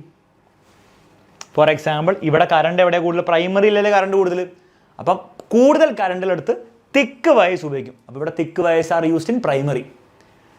ഇവിടെ കറണ്ട് കൂടുതൽ സെക്കൻഡറി അല്ലേ, അപ്പോൾ അവിടെ ആയിരിക്കും തിക്ക് വയസ് ഉപയോഗിക്കുക. തിക്ക് വയസ് ആർ യൂസ്ഡ് ഇൻ സെക്കൻഡറി. ഇത്രേ ഉള്ളൂ സംഭവം. ഇത് ബൈഹാർട്ട് പഠിക്കാനൊന്നുമില്ല. ഈ വോൾട്ടേജിൻ്റെ കാര്യം മാത്രം ഓർത്ത് വെച്ചാൽ മതി. എവിടെയാണ് വോൾട്ടേജ് കൂടുതൽ അവിടെ നമ്പർ ഓഫ് ടേൺസ് കൂടുതൽ, എവിടെയാണ് വോൾട്ടേജ് കൂടുതൽ അവിടെ കറണ്ട് കുറവ്. കറണ്ട് കൂടുതലെടുത്ത് തിക് വയസ്സ് വരും. ഇത്രേ ഉള്ളൂ. ബൈഹാർട്ട് പഠിക്കാൻ മാത്രമൊന്നുമില്ല. ക്വസ്റ്റ്യൻസ് വരുമ്പോൾ മനസ്സിലാവും എങ്ങനെയാണ് ചോദ്യം വരിക. ഇക്വേഷൻസ് 2 ഇക്വേഷൻസ് ആണ് മക്കളെ ഉള്ളത് ട്രാൻസ്ഫോമറിൻ്റെ. First equation voltage number of ടേൺസും കൂടെ ബന്ധിപ്പിക്കുന്ന ഇക്വേഷൻ. ഒന്നുമില്ല, വോൾട്ടേജ് ബൈ വോൾട്ടേജ് എന്ന് എഴുതുക, number of turns by number of turns എന്ന് എഴുതുക. എസ് ഇവിടെ വന്നാൽ എസ് അവിടെ വരും, പി ഇവിടെ വന്നാൽ പി അവിടെ വരും. അത്രേ ഉള്ളൂ. സാർ അപ്പോൾ തിരിച്ചു എഴുതാൻ പറ്റുമോ? പറ്റൂലോ. ഇപ്പോൾ വേണം ഇങ്ങനെ എഴുതാം. നിങ്ങൾക്ക് ഇതേ ഇക്വേഷൻ വേണം എങ്ങനെ എഴുതാം? ഇങ്ങനെ എഴുതാം. ദാറ്റ് ഈസ് വി എസിന് വരെ വി പി മുകളിൽ വന്നാൽ വി എസ് താഴെ വന്നാൽ എന്താ സംഭവിക്കുക? ഒന്നുമില്ല, അവിടെ എൻ ബൈ എൻ എന്ന് എഴുതുക. പി മുകളിൽ വന്നാൽ പി മുകളിൽ വരിക, എസ് മുകളിൽ താഴെ വന്നാൽ എസ് താഴെ എഴുതുക. അത്രേ ഉള്ളൂ. ഇങ്ങനെ എഴുതാം, ഒരു കുഴപ്പമില്ല. അപ്പോൾ V S by V P എന്ന് എഴുതണമെന്നില്ല, V P by V S എന്ന് എഴുതാം. നിങ്ങൾക്ക് ഏതാണോ സൗകര്യം അതിനനുസരിച്ച് ചെയ്യാം. പക്ഷേ പി പി എസ് എസ് അതേ ഓർഡറിലായിരിക്കണം. S S P P, S മുകളിൽ വന്നാൽ അവിടെ എസ് മുകളിൽ വരണം, ഇവിടെ പി മുകളിൽ വന്നാൽ അവിടെയും പി മുകളിൽ വരണം. അത്രേ ഉള്ളൂ റൂൾ. ഓക്കെ. അപ്പോൾ voltage number of turns equation സെറ്റാണ്. ഇത് വീണ്ടും വീണ്ടും എഴുതി കളിക്കേണ്ട ആവശ്യമില്ല. ഓക്കെ. പവറിൻ്റെ ഇക്വേഷൻ മക്കളെ, പവറിൻ്റെ ഇക്വേഷനിൽ മൂന്നാമത്തെ equation I square R V square by R, മൂന്നാമത്തെ ഇക്വേഷൻ വി ഇൻറ്റു ഐ ആയിരുന്നു. ഈ ഇക്വേഷൻ നിങ്ങൾക്ക് ഓർമ്മയുണ്ടോ? ഇനി പറ, വോൾട്ടേജ് ഇൻറ്റു കറണ്ടാണ് പവർ എങ്കിൽ പ്രൈമറിയിൽ പവർ എന്തായിരിക്കും? സാർ പ്രൈമറിയിൽ power voltage in primary into current in primary V P I P. സെക്കൻഡറിയിലെ പവർ എത്രയായിരിക്കും? സാർ സെക്കൻഡറിയിലെ വോൾട്ടേജ് ഇൻറ്റു സെക്കൻഡറിയിലെ current V S I S. നിങ്ങൾ മനസ്സിലാക്കേണ്ടത് രണ്ടും സെയിം ആയിരിക്കും. ട്രാൻസ്ഫോമറിൽ പ്രൈമറിയിലെ പവറും സെക്കൻഡറിയിലെ പവറും സെയിം ആയിരിക്കും. അതായത് വി പി ഐ പിയും വി എസ് ഐ എസും എല്ലാം ഒന്ന് തന്നെ. ഇത് വളരെ ഇമ്പോർട്ടൻ്റ് ആണ്, ആവശ്യം വരും. വോൾട്ടേജ് വേറെ വേറെ ആയിരിക്കും. വോൾട്ടേജ് കറണ്ട് പ്രൈമറിയിലും സെക്കൻഡറിയിലും വേറെ വേറെ ആയിരിക്കും. കറണ്ടും വേറെ വേറെ ആയിരിക്കും. നമ്പർ ഓഫ് ടേൺസും വേറെ വേറെ ആയിരിക്കും. പക്ഷേ എന്ത് മാത്രമാണ് സെയിം? എക്സാമിൽ ചോദിക്കാം, which is the quantity which remain same in primary and secondary? Power. Power same ആയിരിക്കും. ഓക്കെ, പവർ എന്തായിരിക്കും? സെയിം ആയിരിക്കും. ആ ഓർത്ത് വെക്കണം. അതിൻ്റെ അടിസ്ഥാനത്തിലാണ് ഈ ഇക്വേഷൻ വരയ്ക്കുന്നത്. റെഡിയാണോ മക്കളെ? ഇത്രയും കാരണം മനസ്സിലാക്കാൻ ബുദ്ധിമുട്ടില്ല. അപ്പോൾ ഇനി നമുക്ക് എന്ത് ചെയ്യാം? സെൽഫ് ഇൻഡക്ഷൻ പഠിക്കാം. എന്താണ് മക്കളെ ഈ സെൽഫ് ഇൻഡക്ഷൻ എന്ന് പറഞ്ഞ പരിപാടി? ഈ ഒരു സർക്യൂട്ട് വെച്ച് പഠിക്കാം. ബാ, ഈ സർക്യൂട്ട് സൂക്ഷിച്ച് നോക്കിക്കേ. ഈ സർക്യൂട്ട് നോക്കിക്കേ. ഇവിടെ എന്താ സംഭവിക്കുക? ഇവിടെ എന്തൊക്കെ ഉണ്ട്? സാർ ഇവിടെ ഒരു AC സോഴ്സ് ഉണ്ട്, ഒരു സോളിനോയിഡും ഉണ്ട് അല്ലേ? ഒരു സോളിനോയിഡും ഒരു AC സോഴ്സും ഉണ്ട്. എന്താ സംഭവിക്കുക മക്കളെ? AC സോഴ്സ് കറണ്ട് മാറ്റിക്കൊണ്ടിരിക്കും. സോളിനോഡിനുള്ളിൽ കറണ്ട് കൂടും കുറയും ചെയ്യുമ്പോൾ സോളിനോഡിനുള്ളിലുള്ള മാഗ്നറ്റിക് ഫ്ലക്സ് കൂടും കുറയും ചെയ്യില്ലേ? ഉള്ളിലുണ്ടാവുന്ന കാന്തിക ഫ്ലക്സ് കൂടും കുറയും ചെയ്യില്ലേ? മാഗ്നറ്റിക് ഫ്ലക്സിൽ വ്യത്യാസം ഉണ്ടാവണം. എന്താ സംഭവിക്കുക സാർ? EMF ഉണ്ടാവും. എന്തുണ്ടാവും? EMF ഉണ്ടാവും. ഇലക്ട്രോ മാഗ്നറ്റിക് ഇൻഡക്ഷൻ പ്രകാരം EMF ഉണ്ടാവും. ഇവിടെ സെക്കൻഡറി കോയിലാണോ EMF ഉണ്ടാവുന്നത്? ഇതേ കോയിൽ തന്നെയാണോ? വേറൊരു കോയിലാണോ ഉണ്ടാവുന്നത്? അല്ല ഇവൻ്റെ ഉള്ളിൽ തന്നെയാണ്. ഇവൻ്റെ ഉള്ളിൽ തന്നെ ഉണ്ടാവും. അത് അവൻ്റെ കാന്തിക ഫ്ലക്സ് മാറുന്നതുകൊണ്ട് അവൻ്റെ ഉള്ളിൽ തന്നെ എക്സ്ട്രാ ഒരു EMF ഉണ്ടാവും. ആ EMFനെയാണ് നമ്മൾ വിളിക്കുക ബാക്ക് EMF എന്ന്. ഒരു ബാക്ക് EMF ഉണ്ടാവും. ഈ പ്രതിഭാസത്തിനെയാണ് നമ്മൾ വിളിക്കുക സെൽഫ് ഇൻഡക്ഷൻ. എന്ത് വിളിക്കുക? Self induction. ഒരു കോയിലിൻ്റെ മാഗ്നറ്റിക് ഫ്ലക്സ് കറണ്ട് ചേഞ്ച് ചെയ്യുന്ന പോലെ മാഗ്നറ്റിക് ഫ്ലക്സ് ചേഞ്ച് ചെയ്യുന്നു. അതുമൂലം അവൻ്റെ ഉള്ളിൽ തന്നെ ഒരു ബാക്ക് EMF ഉണ്ടാവുകയാണെങ്കിൽ നമ്മൾ അതിനെന്ത് വിളിക്കും? Self induction. സ്വന്തമായി ഇൻഡ്യൂസ് ചെയ്തിരിക്കുകയാണ് സെൽഫ് ഇൻഡക്ഷൻ. ഓക്കെ സർ, അത് മനസ്സിലായി. അങ്ങനെ ഡെഫിനിഷൻ പിടിക്കുക. ഡെഫിനിഷൻ പിടിച്ചോളൂ. എക്സാം ഡെഫിനിഷൻ ചോദിക്കുകൊണ്ടാണ് ഡെഫിനിഷൻ പഠിപ്പിക്കുന്നത് കേട്ടോ. എന്താണ് definition? When AC current is pass through A solenoid, ഒരു സോളിനോയിഡിലൂടെ AC കറണ്ട് പാസ് ചെയ്താൽ the magnetic flux through it changes. AC current ആയതുകൊണ്ട് കറണ്ട് ചേഞ്ച് ചെയ്യുകൊണ്ട് മാഗ്നറ്റിക് ഫ്ലക്സും ചേഞ്ച് ചെയ്യും. കാന്തിക ഫ്ലക്സിൽ മാറ്റമുണ്ടാവും, വ്യത്യാസം സംഭവിക്കും, അല്ലെങ്കിൽ വ്യതിയാനം ഉണ്ടാവും. When magnetic flux changes, magnetic flux change ചെയ്യുകയാണെങ്കിൽ എന്ത് സംഭവിക്കും? Back EMF is induced in the solenoid. ഒരു ബാക്ക് EMF ഇവിടെ പ്രേരിതമാവുന്നു. This is called self induction. ഇതിനാണ് നമ്മൾ സെൽഫ് ഇൻഡക്ഷൻ വിളിക്കുക. ഇത്രേ ഉള്ളൂ. ഒരു AC കറണ്ട് സോളിനോയിഡിൽ പാസ് ചെയ്താൽ അവൻ്റെ മാഗ്നറ്റിക് ഫ്ലക്സിൽ വ്യത്യാസം ഉണ്ടാവും. അതുമൂലം അവൻ്റെ ഉള്ളിൽ ഒരു ബാക്ക് EMF ഉണ്ടാവും. അതിനാണ് സെൽഫ് ഇൻഡക്ഷൻ വിളിക്കുക. കഴിഞ്ഞു പരിപാടി, കഴിഞ്ഞു. മലയാളത്തിൽ തന്നെയാണ് എഴുതി വെക്കേണ്ടത്. നോക്കിക്കേ, ഒരു സോളിനോയിഡിൽ വൈദ്യുതി പ്രവഹിക്കുമ്പോഴുണ്ടാകുന്ന ഫ്ലക്സ് വ്യതിയാനം അതേ ചാലകത്തിൽ വൈദ്യുതി പ്രവാഹത്തെ എതിർക്കുന്ന ദിശയിൽ ഒരു EMF അഥവാ ബാക്ക് EMF ഉണ്ടാക്കുന്നു. ഈ പ്രതിഭാസമാണ് സെൽഫ് ഇൻഡക്ഷൻ. അതേ ചാലകത്തിൽ തന്നെ ഒരു ബാക്ക് EMF ഉണ്ടാകുന്ന പ്രതിഭാസത്തിനെയാണ് നമ്മൾ എന്ത് വിളിക്കുക? സെൽഫ് ഇൻഡക്ഷൻ വിളിക്കുക. ഇത്രയുള്ള സംഭവം. നിങ്ങൾ പക്ഷെ മനസ്സിലാക്കേണ്ട കാര്യം, ഈ ബാക്ക് EMF സെൽഫ് ഇൻഡക്ഷൻ ഒക്കെ ഉണ്ടാക്കണമെങ്കിൽ എന്ത് വേണം?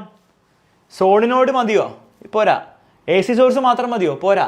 രണ്ടും വേണം. സോളിനോയിഡും വേണം, AC സോഴ്സ് രണ്ടും വേണം. രണ്ടും ഉണ്ടെങ്കിൽ മാത്രമേ എന്ത് സംഭവിക്കുള്ളൂ?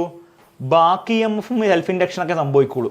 ഓക്കെ, അതിൻ്റെ അടിസ്ഥാനത്തിൽ ഈ ലോജിക്കിൻ്റെ അടിസ്ഥാനത്തിൽ കുറേ ചോദ്യങ്ങൾ എല്ലാ വർഷവും എക്സാമിൽ ചോദിക്കും. ചോദിക്കുന്ന ചോദ്യങ്ങൾ ഇങ്ങനെ ആയിരിക്കും. 4 സർക്യൂട്ട് തരും, അല്ല 2 സർക്യൂട്ട് തരും. എവിടെയാണ് മാക്സിമം ബ്രൈറ്റ്നസ്, അല്ലെങ്കിൽ ബ്രൈറ്റ്നസിൻ്റെ ഡിക്രീസിങ് ഓർഡറിലോ ഇൻക്രീസിങ് ഓർഡറിലൊക്കെ എഴുതാൻ വേണ്ടി പറയും. ഇതിൻ്റെ ഡിക്രീസിങ് ഓർഡറിൽ നിങ്ങളൊന്ന് എഴുതിക്കുക. ബ്രൈറ്റ്നസിൻ്റെ ബൾബിൻ്റെ എല്ലാ ബൾബും സെയിം ആണ്, എല്ലാ AC സോഴ്സ് സെയിം ആണ്. ഡിക്രീസിങ് ഓർഡറിൽ എഴുതുക. എങ്ങനെ എഴുതുക? അങ്ങനെ ഓരോ സർക്യൂട്ടും നോക്കുക. ബാക്ക് EMF ഉണ്ടോ നോക്കിയാൽ മതി, വേറെ ഒന്നും ആലോചിക്കണ്ട. പറ മക്കളെ, ഈ സർക്യൂട്ടിൽ ബാക്ക് EMF ഉണ്ടോ? സാർ AC സോഴ്സ് ഉണ്ട്, പക്ഷേ സോളിനോഡ് ഉണ്ടോ? സോളിനോഡ് എവിടെ? സോളിനോഡിലെ ബാക്ക് EMF ഇല്ല. അതായത് ഇവൻ്റെ വോൾട്ടേജ് 10 വോൾട്ടാണ്, മൊത്തം 10 വോൾട്ട് ആർക്ക് കിട്ടും? ഈ ബൾബിന് തന്നെ കിട്ടും. ബൾബ് മാക്സിമം ബ്രൈറ്റ്നസ് ആയിരിക്കും ഉണ്ടാവുക. അപ്പം ഇവിടെ മാക്സിമം ബ്രൈറ്റ്നസ്, കാരണം ബാക്ക് EMF ഇല്ല, സോളിനോഡ് ഇല്ല. ഇവിടെ ബാക്ക് EMF ഉണ്ടാവും. Yes or no? പറ. ലൈവ് ചാറ്റിൽ ആൻസർ പറയാ.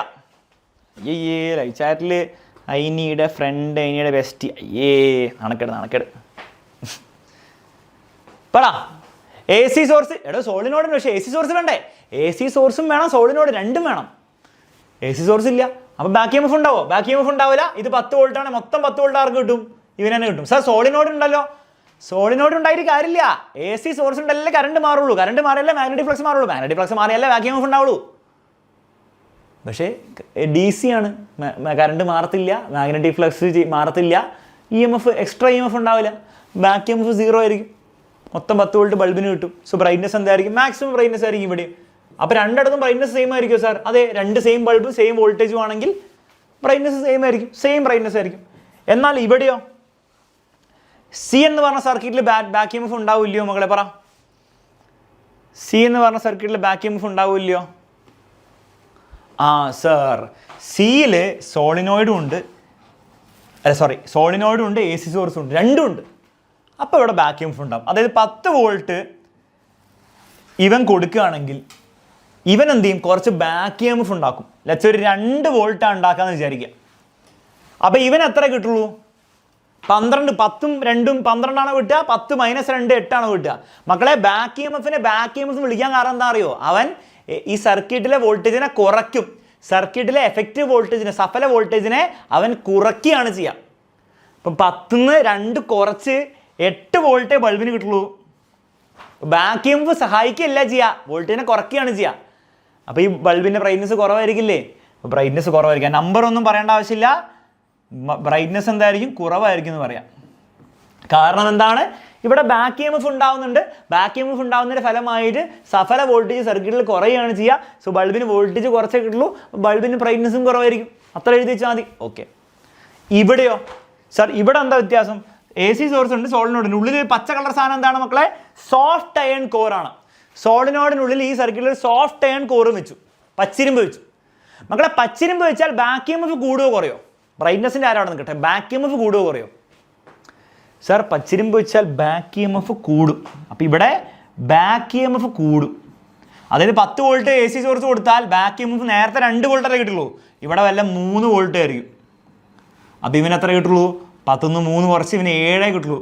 അതായത് ബൾബിൻ്റെ ബ്രൈറ്റ്നസ് ഇവിടത്തേക്കാളിലും കുറവായിരിക്കും. അവിടെ ബൾബിൻ്റെ ബ്രൈറ്റ്നസ് ഇവിടെ ഏറ്റവും കുറവായിരിക്കും. ബ്രൈറ്റ്നസ് വളരെ വളരെ വളരെ വളരെ വളരെ കുറവായിരിക്കും. സെറ്റാണോ? ബുദ്ധിമുട്ടില്ല. കാരണം സോഫ്റ്റ് അയൺ വെക്കുമ്പോൾ എന്ത് കൂടും? ബാക്ക് EMF കൂടും, എതിർക്കുന്ന വോൾട്ടേജ് കൂടും. നമ്പറിൽ അർത്ഥമില്ല, പരീക്ഷയിൽ നമ്പറൊന്നും വേണ്ട. പരീക്ഷയിൽ നിങ്ങൾ എന്ത് എഴുതിയാൽ മതി? സോഫ്റ്റ് അയൺ വെക്കുമ്പോൾ ബാക്ക് EMF കൂടുമെന്ന് പറയാം. അതുമൂലം എഫക്റ്റീവ് വോൾട്ടേജ്, സഫല വോൾട്ടത വളരെയധികം കുറയും, ബൾബിൻ്റെ ബ്രൈറ്റ്നസ്സും വളരെയധികം മിനിമം ആയിരിക്കും. ഇനി ഓർഡർ പറ. ഡിക്രീസിങ് ഓർഡർ അല്ല ഞാൻ നിങ്ങളോട് പറഞ്ഞത്. ഏറ്റവും കൂടുതലാണ് ആദ്യം എഴുതുക. ഡിക്രീസിങ് എന്ന് പറഞ്ഞാൽ ആദ്യത്തെ ഏറ്റവും കൂടുതലാണ് ഒരു താഴേക്ക്, ഡിക്രീസിങ് താഴേക്കാണ് എഴുതേണ്ടത്. ഏറ്റവും കൂടുതൽ എക്കും ബിക്കും സെയിം ആണ്. അപ്പോൾ A = B, പിന്നെ സിക്ക് കുറവ്, ഏറ്റവും കുറവ് ഡിക്ക്. അപ്പോൾ ഇങ്ങനെയാണ് നിങ്ങൾ ഡിക്രീസിങ് ഓർഡർ അവരോഹണ ക്രമത്തിൽ എഴുതാൻ പറയാം. സെറ്റാണ്, ബുദ്ധിമുട്ടില്ല, മുന്നോട്ട് പോവുക. റെഡി? അപ്പോൾ സെൽഫ് ഇൻഡക്ഷൻ്റെ എന്തൊക്കെയാണ് പഠിക്കേണ്ടത്? ഡെഫിനിഷൻ പഠിക്കുക, കോൺസെപ്റ്റ് ഞാൻ പറഞ്ഞു തന്നു. ഇതുപോലത്തെ ഐറ്റംസ് എപ്പോഴും പരീക്ഷ വരും. പ്രീവിയസ് ഇയർ ക്വസ്റ്റ്യൻ പേപ്പർ എടുത്ത് നോക്കിയാൽ എല്ലാ 2 വർഷം കൂടുമ്പോൾ ഇങ്ങനത്തെ ഐറ്റംസ് ഉണ്ടാവും. അത് ചെയ്തു കൊടുക്കുക. ആകെ നോക്കേണ്ടത് സോളിനോടും AC സോഴ്സ് ഉണ്ടാവും. രണ്ടും ഉണ്ടെങ്കിൽ വാക്യൂം എഫ് ഉണ്ടാവുള്ളൂ, അല്ലെങ്കിൽ ഒരു വാക്യൂം എഫ് ഉണ്ടാകുന്നില്ല. അത്ര ഓർത്ത് വെച്ചാൽ മതി. നെക്സ്റ്റ് ഈ ചാപ്റ്ററിൽ പഠിക്കാനുള്ളത് മക്കളെ ഈ ഐറ്റത്തിനെ പറ്റിയിട്ടാണ്. ഇവൻ ആരാണ് സാർ? ആദ്യം പിക്ചർ നോക്കാം. പിക്ചർ നോക്കി പറ ആരാണ്? ലൗഡ് സ്പീക്കർ ആണോ? പിക്ചർ നോക്കി പറയൂ ആരാണ് ഇവൻ? സൗണ്ട് വരുന്നു സർ, കാണുന്നില്ല. പറ.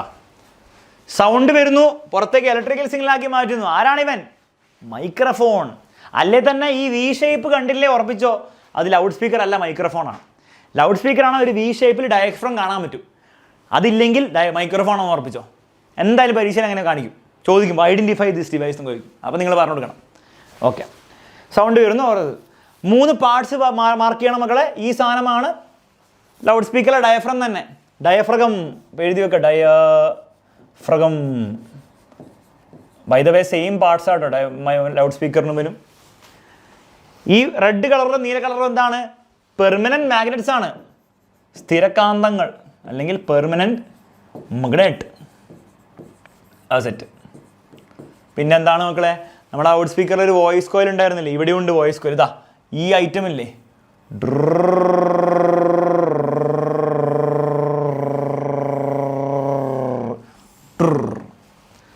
ഈ ഐറ്റമാണ് നമ്മുടെ വോയിസ് കോയിൽ. സെയിം പാർട്സ് ആണ് ലൗഡ് സ്പീക്കറിൻ്റെ. അവിടെ തന്നെ ആയിരുന്നില്ലേ?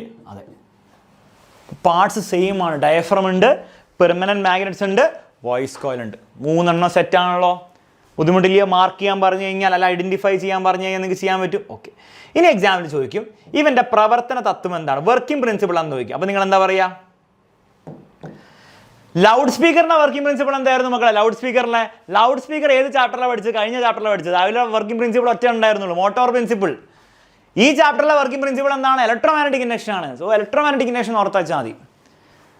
ഇലക്ട്രോമാഗ്നറ്റിക് ഇൻഡക്ഷൻ ആണ് ആരുടെ വർക്കിംഗ് പ്രിൻസിപ്പിൾ? ഇവൻ്റെ മാത്രമല്ല, എ സി ജനറേറ്ററിൻ്റെയും വർക്കിംഗ് പ്രിൻസിപ്പിൾ. ട്രാൻസ്ഫോമറിൻ്റെ വർക്കിംഗ് പ്രിൻസിപ്പിൾ മ്യൂച്വൽ ഇൻഡക്ഷൻ ആണ്, ഇലക്ട്രോമാഗ്നറ്റിക് ഇൻഡക്ഷൻ അല്ല. എനർജി കൺവേർഷൻ എന്താണ്? സൗണ്ട് എനർജി ഇലക്ട്രിക്കൽ എനർജി ആക്കി വരുന്നത്. സൗണ്ട് എനർജിനെ വേണമെങ്കിൽ നിങ്ങൾക്ക് മെക്കാനിക്കൽ എനർജി എന്ന് പറയും, കാരണം വൈബ്രേഷൻ ആയതുകൊണ്ട്. അപ്പോൾ മെക്കാനിക്കൽ എനർജി അഥവാ സൗണ്ട് എനർജി, ശബ്ദോർജ്ജം അഥവാ യാന്ത്രികോർജ്ജത്തിനെ എന്താക്കി മാറ്റുന്നു ഇവൻ? ഇലക്ട്രിക്കൽ എനർജി, വൈദ്യുതി ഊർജ്ജമാക്കി മാറ്റുന്നു. ഓക്കെ, ഇനി ഇവൻ്റെയും വർക്കിംഗ് എക്സാമിൽ ചോദിക്കും. ലൗഡ് സ്പീക്കറിനെ ചോദിച്ചാൽ ഇത് ചോദിക്കും, ഇത് ചോദിച്ചാൽ ലൗഡ് സ്പീക്കറിന് ചോദിക്കും. ലൗഡ് സ്പീക്കറോ മൈക്രോഫോണോ ഒരു ചോദ്യം ഉണ്ടാവും, ഒരു സംശയമില്ല. ഇനി ഏതാ ചോദിക്കാമെന്ന് നമുക്ക് നാളത്തെ ഇപ്പോൾ മറ്റന്നാൾ പരീക്ഷ പേപ്പർ കിട്ടുമ്പോൾ നിങ്ങൾ കാണും. പക്ഷേ രണ്ടും പഠിച്ചു വെക്കുക. ഓക്കെ, എന്താണ് ഇവൻ്റെ working? When sound wave reaches the diaphragm it vibrates, thus in turn vibrates a voice coil. അപ്പം മൈക്രോഫോണിൽ നിങ്ങൾ ആലോചിച്ച് നോക്കണോ, സൗണ്ട് എത്തല്ലേ ചെയ്യാം. അപ്പോൾ ഈ മൈക്രോഫോണിലേക്ക് എന്നെ സൗണ്ട് എത്തുകയാണ് ചെയ്യാം. ഞാനൊരു പാട്ട് പാടുകയാണെങ്കിൽ, പാട്ട് പാടുന്നില്ല, പാട്ട് പാടായിരുന്നെങ്കിൽ ഞാൻ പാടുന്നതിൻ്റെ സൗണ്ട് എന്താണ്? ഈ ഡയഫ്രമിൽ എത്തും, ഇതിൻ്റെ പുറത്തുള്ള.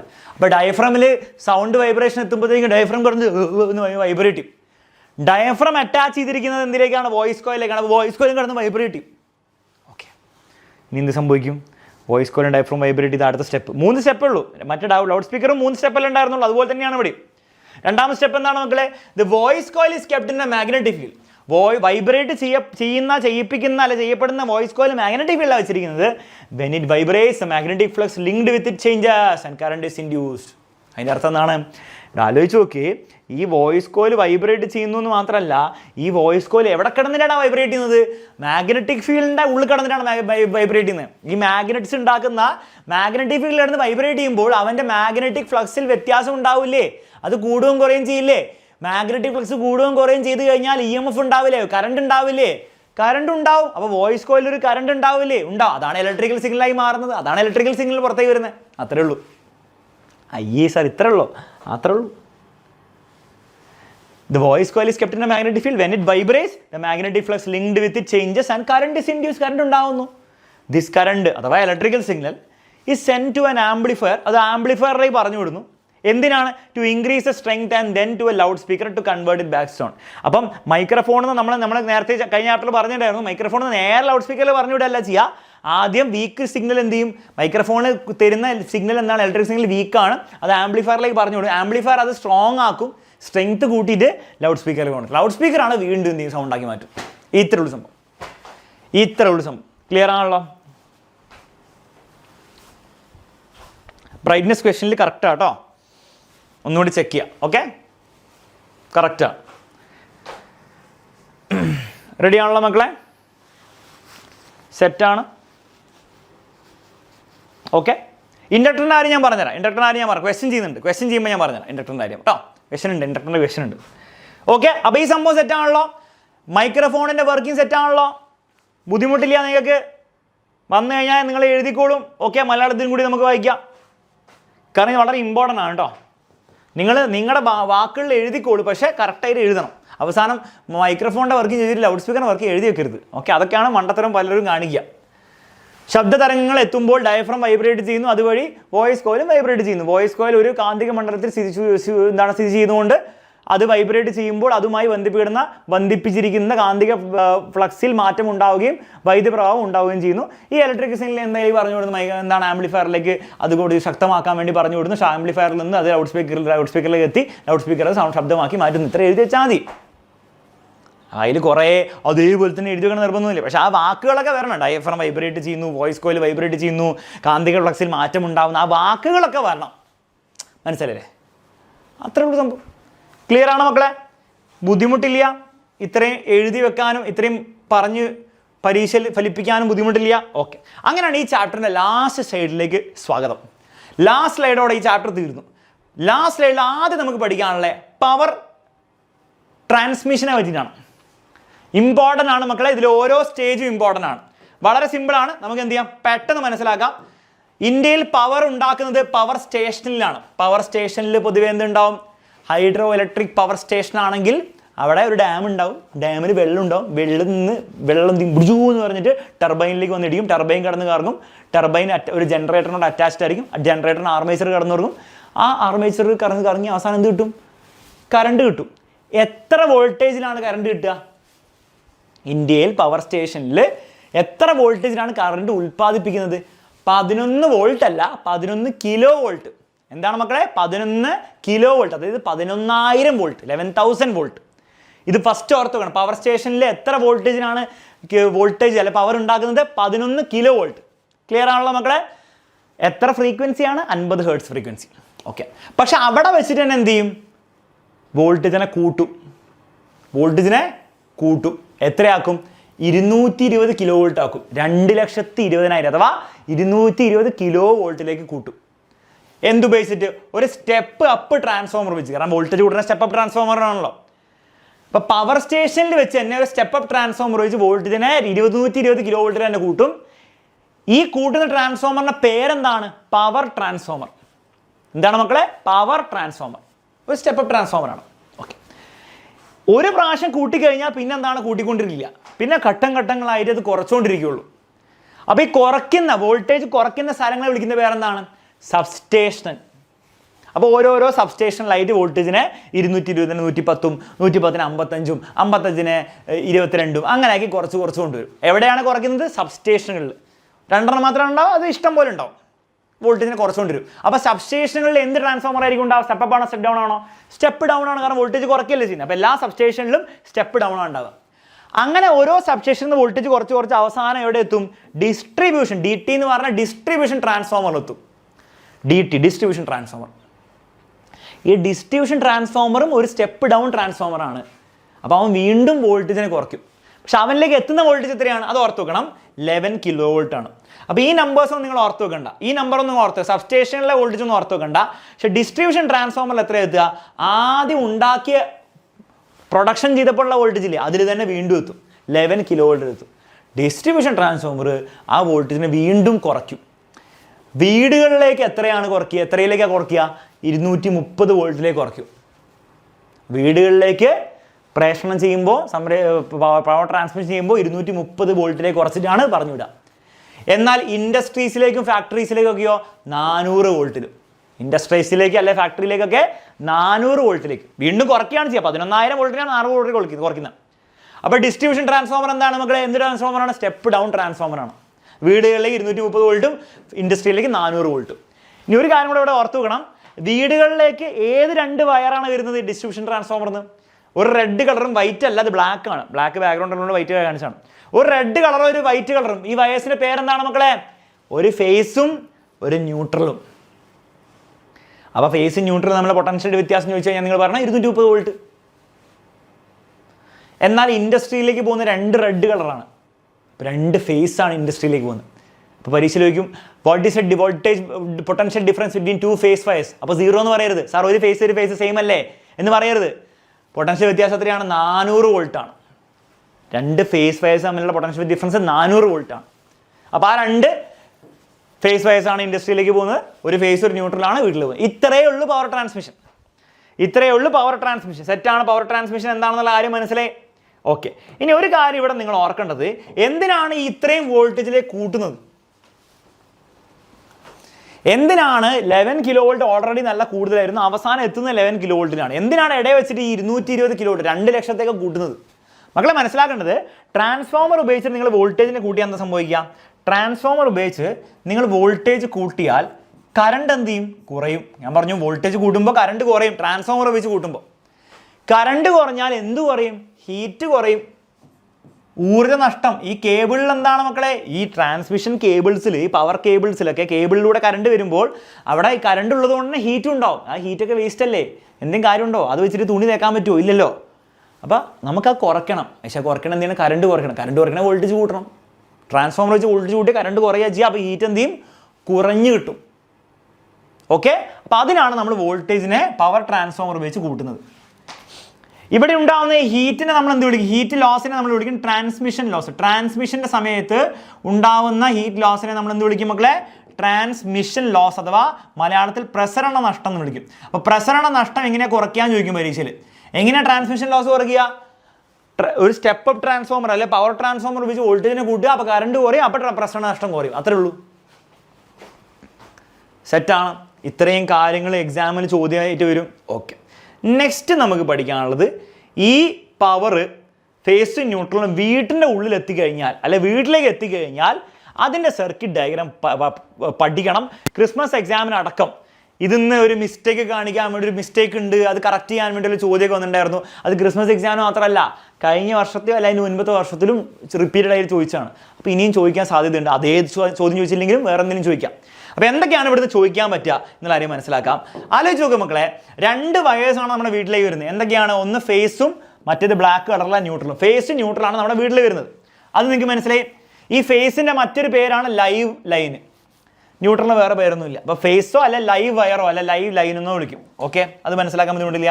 2 പേരും ആദ്യം കണ്ടുമുട്ടുന്ന ആരെയാണ്? ഇവനെയാണ്. ഇവൻ്റെ പേരെന്താ? KWH meter. അവൻ്റെ പേരെന്താ?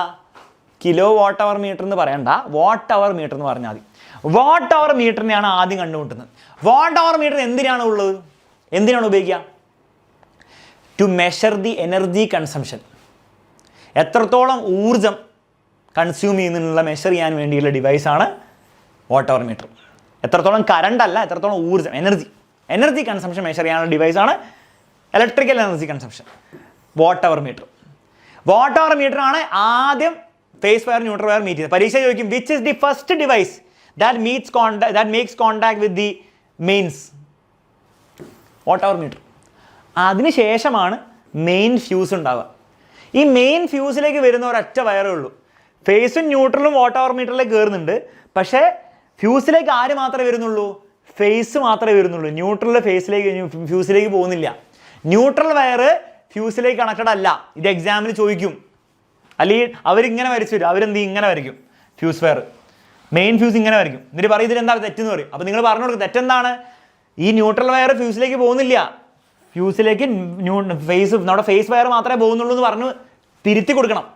ഓക്കെ, അപ്പോൾ ഫേസ് മാത്രമേ നമ്മുടെ ഫ്യൂസിലേക്ക് കയറുന്നുള്ളൂ. അതിനുശേഷം 2 പേരും കൂടെ മെയിൻ സ്വിച്ചിലേക്ക് എത്താം. ഇത്ര കാര്യമാണ് നിങ്ങൾ പഠിച്ചു വെക്കേണ്ടത്. ഇത്ര പഠിച്ചാൽ മതി. ക്ലിയർ ആണോ മക്കളെ? ബുദ്ധിമുട്ടില്ല. First watt hour meter energy consumption നോക്കും. പിന്നെ മെയിൻ ഫ്യൂസിലേക്ക് ഫേസ് മാത്രം വരുന്നുള്ളൂ. അതിനുശേഷം 2 പേരും കൂടെ മെയിൻ സ്വിച്ചിലേക്ക് പോകുന്നുള്ളൂ. ഇതിൻ്റെ ഇടയിൽ കൂടെ ഒരു പച്ച കളർ ലൈൻ കാണാമല്ലോ. അതെന്താണ് പച്ച കളർ ലൈൻ? അതിനെ വിളിക്കുന്ന പേരാണ് earth wire. Earth wire KCB എന്ന് വരില്ല. നോക്കി, KCB എന്ന് വരുന്നില്ല, ഡിസ്ട്രിബ്യൂഷൻ ട്രാൻസ്ഫോമർ എന്ന് വരില്ല. എർത്ത് വയർ ഗ്രൗണ്ടിൽ നിന്നാണ് വരിക, എർത്തിൽ നിന്നാണ് വരിക. നമ്മൾ കുഴിച്ചിടുക ചെയ്യാം. അപ്പം മൂന്നാമത്തെ ഒരു വയറാണ് എർത്ത് വയർ. എർത്ത് വയർ നമ്മൾ എന്ത് ചെയ്യും? ഓരോ ഡിവൈസുകളുടെയും ഇലക്ട്രിക്കൽ ഡിവൈസുകളുടെയും മെറ്റൽ ബോഡിയിലേക്കാണ് കണക്ഷൻ ഉണ്ടാക്കുക. ഇപ്പോൾ ഫ്രിഡ്ജ് ആയിക്കോട്ടെ, വാഷിംഗ് മെഷീൻ ആയിക്കോട്ടെ, എന്തിനൊക്കെ ആ മൂന്നാമത്തെ ഒരു പിന്നിൽ 3 പിൻ ഉണ്ടോ അതിൻ്റെയൊക്കെ മെറ്റൽ ബോഡിയിലേക്കാണ് ഈ എർത്ത് വയർ ഉണ്ടാകുക. എർത്ത് വയർ എങ്ങോട്ടാണ് പോകുന്നത്? KCBയിലേക്കല്ല, എർത്തിലേക്കാണ്. ഇത്ര കാര്യങ്ങളാണ് ഹൗസ് ഹോൾഡ് ഇലക്ട്രിഫിക്കേഷൻ നിങ്ങൾ പഠിച്ചു കണ്ടത്. ഇന്ന് എങ്ങനെ വേണേലും ചോദ്യം വരാം. ക്ലിയർ ആണല്ലോ മക്കളെ? സെറ്റാണ്, ബുദ്ധിമുട്ടില്ല മനസ്സിലാക്കാൻ വേണ്ടിയിട്ട്. ഓക്കെ, ഇതിൻ്റെ അടിസ്ഥാനത്തിൽ പ്രോബ്ലംസ് വരും. സിമ്പിൾ പ്രോബ്ലംസ് ആയിരിക്കും. നിങ്ങൾ കണ്ടിട്ടുണ്ടാവുന്നതിന് മുമ്പ് ഒരു ഡിവൈസിൻ്റെ പവർ തരും, എന്നിട്ട് അത് ഇത്ര സമയം 2 മണിക്കൂർ വർക്ക് ചെയ്തെന്ന് പറയും. അപ്പോൾ എത്ര എനർജിയാണ് കൺസ്യൂം ചെയ്തെന്ന് ചോദിക്കും. അപ്പോൾ നിങ്ങൾ എന്ത് ചെയ്യും? ഈ ഫോർമുല ചോദിക്കും. ഏത് ഫോർമുല? എനർജി എന്ന് പറഞ്ഞാൽ പവർ ഇൻറ്റു ടൈം ആണോ? അല്ല, ഡിവൈഡ് ബൈ 1000 കൂടി ചെയ്യണം. എന്നാലേ ആൻസർ നിങ്ങൾക്ക് kWh കിട്ടുള്ളൂ. kWh എന്ന് പറഞ്ഞാൽ എനർജിയുടെ കൊമേഴ്ഷ്യൽ യൂണിറ്റ് ആണ്. നമ്മൾ ഓൾറെഡി പറഞ്ഞിട്ടുണ്ടായിരുന്നു. എപ്പോഴും ആൻസേഴ്സ് എഴുതേണ്ടത് ഈ പവറും ടൈമൊക്കെ തന്നു കഴിഞ്ഞാൽ kWh തന്നെയാണ് എഴുതേണ്ടത്. അപ്പോൾ അതിൽ കിട്ടണമെങ്കിൽ നിങ്ങൾ എന്ത് ചെയ്യണം? പവർ വാട്ട്സിൽ തന്നെ ഇടുക. 40 വാട്ടാണ് 40 വാട്ട് എന്ന് ഇടുക. ടൈം മണിക്കൂറിൽ തന്നെ ഇടുക, സെക്കൻഡ്സിലേക്ക് ആക്കണ്ട, മണിക്കൂറിൽ തന്നെ ഇടുക. Divide by 1000. അപ്പോൾ നമ്മൾ പ്രോബ്ലം ചെയ്യുമ്പോൾ ഞാൻ പറഞ്ഞുതരാം. ഈക്വേഷൻ ഓർത്ത് വെച്ചോ. പവർ എനർജി എന്ന് പറഞ്ഞാൽ power into time divide by 1000 ആണ്. ഓക്കെ, ഈക്വേഷൻ ഓർത്ത് വെച്ചാൽ ബാക്കിയുള്ള കാര്യം നമുക്ക് എന്ത് ചെയ്യാം? പ്രോബ്ലം ചെയ്യുമ്പോൾ മനസ്സിലാക്കാം. നെക്സ്റ്റ് ഓരോരോ ഡിവൈസുകളുടെ പേരാണ്. അതിൻ്റെ സവിശേഷതകൾ 2-3 പോയിന്റ്സ് നിങ്ങൾ ഓർത്ത് വെക്കണം. ഫസ്റ്റ് സേഫ്റ്റി ഫ്യൂസ് ആണ്. നമ്മൾ ഓൾറെഡി പഠിച്ചു safety fuse. Safety fuse works on the principle. എന്താണ് അതിൻ്റെ വർക്കിംഗ് പ്രിൻസിപ്പിൾ മക്കളെ? Heating effect of electric current. നമ്മൾ ഓൾറെഡി പറഞ്ഞതാണ്. ഫസ്റ്റ് ചാപ്റ്റർ പറഞ്ഞിട്ടുണ്ടായിരുന്നു. ഹീറ്റിംഗ് എഫക്റ്റ് ആണ്, വൈദ്യുതിയുടെ താപന ഫലത്തിലാണ് ഇവൻ വർക്ക് ചെയ്യുന്നത്. അപ്പോൾ working principle heating effect of electric current. Fuse wire has to be manually replace after it melts. ഓരോ പ്രാവശ്യം ഫ്യൂസ് വയർ മെൽറ്റായി പോകുമ്പോൾ എന്ത് സംഭവിക്കും? നമ്മൾ വീണ്ടും പോയിട്ട് മാനുവലി അതിനെ റിപ്ലേസ് ചെയ്യണം. അതൊരു ഡിസഡ്വാൻറ്റേജ് ആണ്. അപ്പോൾ എക്സാമിന് ചോദിക്കാം what is a disadvantage of safety fuse അല്ലെ fuse wire? Fuse wire has to be manually replace after it melts. ഓരോ പ്രാവശ്യം ഉരുക്കി കഴിയുമ്പോൾ ബ്രേക്ക് ചെയ്ത് കഴിയുമ്പോൾ നമ്മൾ പോയിട്ട് മാനുവലി റിപ്ലേസ് ചെയ്യണം. ക്ലിയർ ആണല്ലോ മക്കളെ? സെറ്റാണ്, ബുദ്ധിമുട്ടില്ല. ഓക്കെ, അപ്പോൾ ആ കാര്യം തീരുമാനമായി. സേഫ്റ്റി ഫ്യൂസ് സിമ്പിളാണ്. നെക്സ്റ്റ് പഠിക്കാനുള്ള ഇവൻ ആരാണ്? MCB. ഫസ്റ്റ് ഫുൾ ഫോം പഠിച്ചു നോക്കിയ MCBയുടെ full form miniature circuit breaker. എന്താണ് മക്കളെ full form? Miniature circuit breaker. ഇതിൻ്റെ വർക്കിംഗ് പ്രിൻസിപ്പിൾ എന്താണ്? 2 വർക്കിംഗ് പ്രിൻസിപ്പിളിൻ്റെ അടിസ്ഥാനത്തിലാണ് വർക്ക് ചെയ്യുന്നത്. ഒന്ന് സേഫ്റ്റി ഫ്യൂസിൻ്റെ ഹീറ്റിംഗ് എഫക്റ്റ്, രണ്ടാമത്തെ ചാപ്റ്ററിൽ നമ്മൾ പഠിച്ച മാഗ്നറ്റിക് എഫക്റ്റ്. അപ്പോൾ it works on the principle of heating effect and magnetic effect. രണ്ടിൻ്റെയും എന്താണ് അടിസ്ഥാനത്തിലാണ് വർക്ക് ചെയ്യുന്നത്. എപ്പോഴാണ് ഇവൻ ഹീറ്റിംഗ് എഫക്റ്റ് ഉപയോഗിക്കുക? ഓവർലോഡിങ്ങിൻ്റെ സമയത്ത് അവൻ ഹീറ്റിംഗ് എഫക്റ്റ് ഉപയോഗിച്ചിട്ടാണ് സർക്യൂട്ട് ബ്രേക്ക് ചെയ്യുക. ഷോർട്ട് സർക്യൂട്ടിങ്ങിൻ്റെ സമയത്ത് അവൻ മാഗ്നറ്റിക് എഫക്റ്റ് കൂടി ഉപയോഗിക്കും, എന്നിട്ടാണ് സർക്യൂട്ട് ബ്രേക്ക് ചെയ്യുക. അപ്പോൾ കൂടുതൽ അടിപൊളി ആരാണ്? പരീക്ഷ ചോദിച്ചാൽ പറയണം MCB ആണ്. കാരണം അവൻ 2 എഫക്റ്റിൻ്റെ അടിസ്ഥാനത്തിലാണ് വർക്ക് ചെയ്യുക. ഓക്കെ, അപ്പോൾ ചോദിച്ചാൽ പറയണം. മാത്രമല്ല ഇവൻ്റെ മറ്റൊരു അഡ്വാൻറ്റേജ് എന്താ? സേഫ്റ്റി ഫീസിനെക്കാളും എന്തുകൊണ്ടാണ് അടിപൊളിയാവുന്നത്? വെൻ ഇറ്റ് ട്രിപ്സ്, ഇവൻ ട്രിപ്പ് ചെയ്ത് സർക്യൂട്ട് ബ്രേക്ക് ചെയ്യുമ്പോൾ it can be switched on again. Just എന്ത് ചെയ്താൽ മതി? പോയിട്ട് സ്വിച്ച് ഓൺ ആക്കിയാൽ മതി. മാനുവലി റിപ്ലേസ് ചെയ്യണ്ട, പോയിട്ട് വയർ ട്രിപ്പ് ചെയ്യുമ്പോൾ ജസ്റ്റ് പോയിട്ട് ഓൺ ആക്കിയാൽ മതി. ഇത്രേ ഉള്ളൂ. അപ്പോൾ 2 അഡ്വാൻറ്റേജ് ആണ്. ഒന്ന് 2 എഫക്റ്റിലാണ് വർക്ക് ചെയ്യുക. സേഫ്റ്റി ഫീസിനെ പോലെ ഒരു എഫക്റ്റിലല്ല. മാത്രമല്ല ജസ്റ്റ് ഓഫ് ആക്കുമ്പോൾ പോയിട്ട് ട്രിപ്പ് ചെയ്യുമ്പോൾ ഓയിൽ ഓൺ ആക്കിയാൽ മതി. അപ്പോൾ ഈ 2 കാര്യങ്ങൾ എഴുതി വെക്കണം. ബുദ്ധിമുട്ടില്ല, സിമ്പിളാണ്. ലാസ്റ്റ് ഡിവൈസ് ആണ് മക്കളെ ELCB. ELCBയുടെ ഫുൾ ഫോം പഠിക്കുക ആദ്യം. ഇതാണ് ELCB. പരീക്ഷയിൽ ഐഡന്റിഫൈ ഒക്കെ ചെയ്യാൻ പറഞ്ഞാൽ ഇതാണ് ELCB കേട്ടോ. ELCBയുടെ ഫുൾ ഫോം എന്താണ് മക്കളെ? Earth leakage circuit breaker. ആ പേരിൽ തന്നെ ഉണ്ട്. കറണ്ട് എർത്തിലേക്ക് ലീക്ക് ചെയ്തെന്ന് ഡിറ്റക്ട് ചെയ്താൽ സർക്യൂട്ട് ബ്രേക്ക് ചെയ്യുന്ന സാധനമാണ് ELCB. Earth leakage circuit break. എർത്തിലേക്ക് കറണ്ട് ലീക്ക് ചെയ്തെന്ന് ഡിറ്റക്ട് ചെയ്ത് കഴിഞ്ഞാൽ സർക്യൂട്ട് നമ്മൾ ബ്രേക്ക് ചെയ്ത് കളയാം. ഈ ഡിവൈസിനാണ് നമ്മൾ ഇന്ന് വിളിക്കുക ELCB എന്ന് വിളിക്കുക. അത്രയുള്ള സംഭവം. അപ്പോൾ it breaks a circuit when there is a current leak to the earth. എർത്തിലേക്ക് കറണ്ട് ലീക്ക് ചെയ്തെന്ന് പറഞ്ഞു കഴിഞ്ഞാൽ സർക്യൂട്ട് ബ്രേക്ക് ചെയ്യും. ഇത്രയുള്ള അവൻ്റെ പണി. Hence person touching the device or circuit will not get shock. അതുകൊണ്ട് തന്നെ നമ്മൾ ആ സർക്യൂട്ടിലല്ല ആ ഡിവൈസ് ടച്ച് ചെയ്യുന്ന ആൾക്ക് എന്താണ് ഷോക്ക് ഏൽക്കില്ല. കാരണം അവൻ സർക്യൂട്ട് ബ്രേക്ക് ചെയ്ത് കളയും. പക്ഷെ ഒരു കാര്യം കൂടെ ഓർത്ത് വെക്കണം, എക്സാമിന് ചോദിക്കാം. ഈ ELCBക്ക് വരെ ഇപ്പോൾ എന്താണ് നമ്മൾ കൂടുതൽ ഉപയോഗിക്കുക? RCCB ആണ്. RCCB is used more than ELCB now. ELCBനെക്കാളും കൂടുതൽ നമ്മൾ ഈ കാലഘട്ടത്തിൽ ഉപയോഗിക്കുക എന്താണ് മക്കളെ? RCCB ആണ്. എക്സാമിന് ചോദിക്കാം. ELCBക്ക് വരെ MCB എന്ന് എഴുതി വെക്കരുത്. സേഫ്റ്റി ഫ്യൂസിന് കൂടെ നമ്മൾ MCB ഉപയോഗിക്കും. സേഫ്റ്റി ഫ്യൂസിന് പകരമല്ല, കൂടെ നമ്മൾ MCB ഉപയോഗിക്കും. ELCBക്ക് പകരം ആരാണ് ഉപയോഗിക്കുക? MCB അല്ല, RCCB ആണ്. ഓർത്ത് വെച്ചോ, എക്സാമിന് ചോദിക്കും കേട്ടോ. റെഡി ആണല്ലോ മക്കളെ? സെറ്റാണ്, ബുദ്ധിമുട്ടില്ല. മുന്നോട്ട് പോകാം നമുക്ക്. ഓക്കെ, അപ്പോൾ ഇലക്ട്രിക്കൽ ഓരോരോ സേഫ്റ്റി ഡിവൈസിനെ പറ്റി പഠിച്ചു. നെക്സ്റ്റ് നമ്മൾ പഠിക്കാൻ പോകുന്നത് എർത്തിങ്ങിനെ പറ്റിയിട്ടാണ്. എന്തിനാണ് എർത്തിങ് ചെയ്യുന്നത്? ഒന്നുമില്ല, ഷോക്ക് അടിക്കാതിരിക്കാൻ വേണ്ടിയിട്ട്. അതായത് ഈ ഫാനിൽ എന്തെങ്കിലും ഇൻസുലേഷൻ ഫെയിലിയർ മൂലം ഫാനിൽ കറണ്ട് ലീക്കായി വിചാരിക്കുക. നമ്മൾ പോയി ഒരു ഫാൻ തൊട്ട് കഴിഞ്ഞാൽ സംഭവിക്കും, നമുക്ക് ഷോക്ക് അടിക്കും. പക്ഷേ ഈ ഫാൻ എർത്ത് ചെയ്യപ്പെട്ടതാണെങ്കിൽ, അതായത് ഫാനിൻ്റെ മെറ്റൽ ബോഡി നേരെ എർത്തിലേക്ക് കണക്റ്റഡ് ആണെങ്കിൽ നിങ്ങൾ പോയി തൊട്ടാൽ നിങ്ങൾക്ക് ഷോക്ക് അടിക്കില്ല. കാരണം എന്താണ്, ആ എക്സ്ട്രാ ഉള്ള കറണ്ടൊക്കെ എന്ത് ചെയ്തോളൂ, നേരെ എർത്തിലേക്ക് ലീക്ക് ആയിക്കോളും, നിങ്ങളുടെ ഉള്ളിലേക്ക് കയറില്ല. അപ്പോൾ എർത്തിങ് ചെയ്താൽ നമുക്ക് ഷോക്ക് അടിക്കില്ല, അത്രേ ഉള്ളൂ. If the body is connected to the earth using a earth wire, the current will transfer to the earth and will not pass through the person, saving him. എന്നിട്ട് പറഞ്ഞുതരാം, if the body എന്ന് പറഞ്ഞാൽ ആരുടെ body, ഈ electrical ഡിവൈസിൻ്റെ metal ബോഡിയിലേക്കാണ് നമ്മൾ earth wire connect ചെയ്യുക. is connected to the earth using an earth wire, the current will transfer to the, current നേരെ എർത്തിലേക്ക് പോയിക്കോളും, and will not pass through the person, saving. ആ മനുഷ്യൻ്റെ ഉള്ളിൽ കൂടി പാസ് ചെയ്യില്ല, ഷോക്ക് അടിപ്പിക്കില്ല. ഇത്രയുള്ള എർത്തിങ്. ക്ലിയർ ആണല്ലോ മക്കളെ? ഇനി എർത്തിങ്ങിൽ നിന്ന് ഇങ്ങനെയൊക്കെ ചോദ്യം വരാം, ഈ 3 പിന്നുള്ളതിൽ ഏതാണ് എർത്ത് പിന്ന്? ഈ വലിയ പിന്നാണ് എർത്ത് പിന്ന്. ഓക്കെ, ആ ഒരു ചോദ്യം കൂടെ വരാം. ആ എർത്ത് പിന്നെ എവിടെ കണക്ട് ചെയ്യുക? ഈ മെറ്റൽ ബോഡിയിലേക്ക് കണക്ട് ചെയ്യുക, പിന്നെ മെറ്റൽ ബോഡിയിലേക്ക്. ഓക്കെ, അത്രയാണ് ചോദിക്കാൻ പോകുന്നത്. ഇനി എക്സാമിൽ ചോദിക്കാൻ പോകുന്നത് 2 ഐറ്റമാണ്, ഇലക്ട്രിക് ഷോക്കിൻ്റെ പ്രിക്കോഷൻസും ഫസ്റ്റ് എയ്ഡും. അപ്പോൾ ഇതിന് മുമ്പുള്ള പ്രിക്കോഷൻസ് നമ്മൾ എവിടെ പഠിച്ച അവസാനം? ഒരു പ്രിക്കോഷൻ നമ്മൾ ഫസ്റ്റ് ചാപ്റ്റർ പഠിച്ചിട്ടുണ്ടായിരുന്നു. എന്താണ് സാധനം?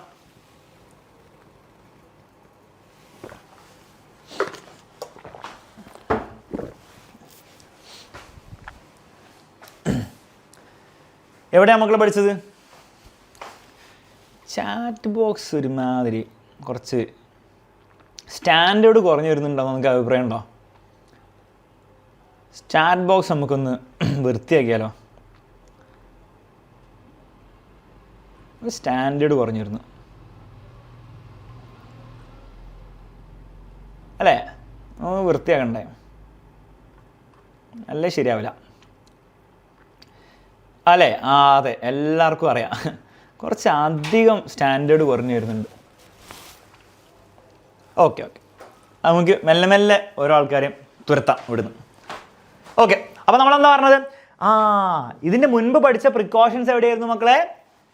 സേഫ്റ്റി ഫ്യൂസിൻ്റെ കണക്ട് ചെയ്യുമ്പോഴുള്ള പ്രിക്കോഷൻസ്.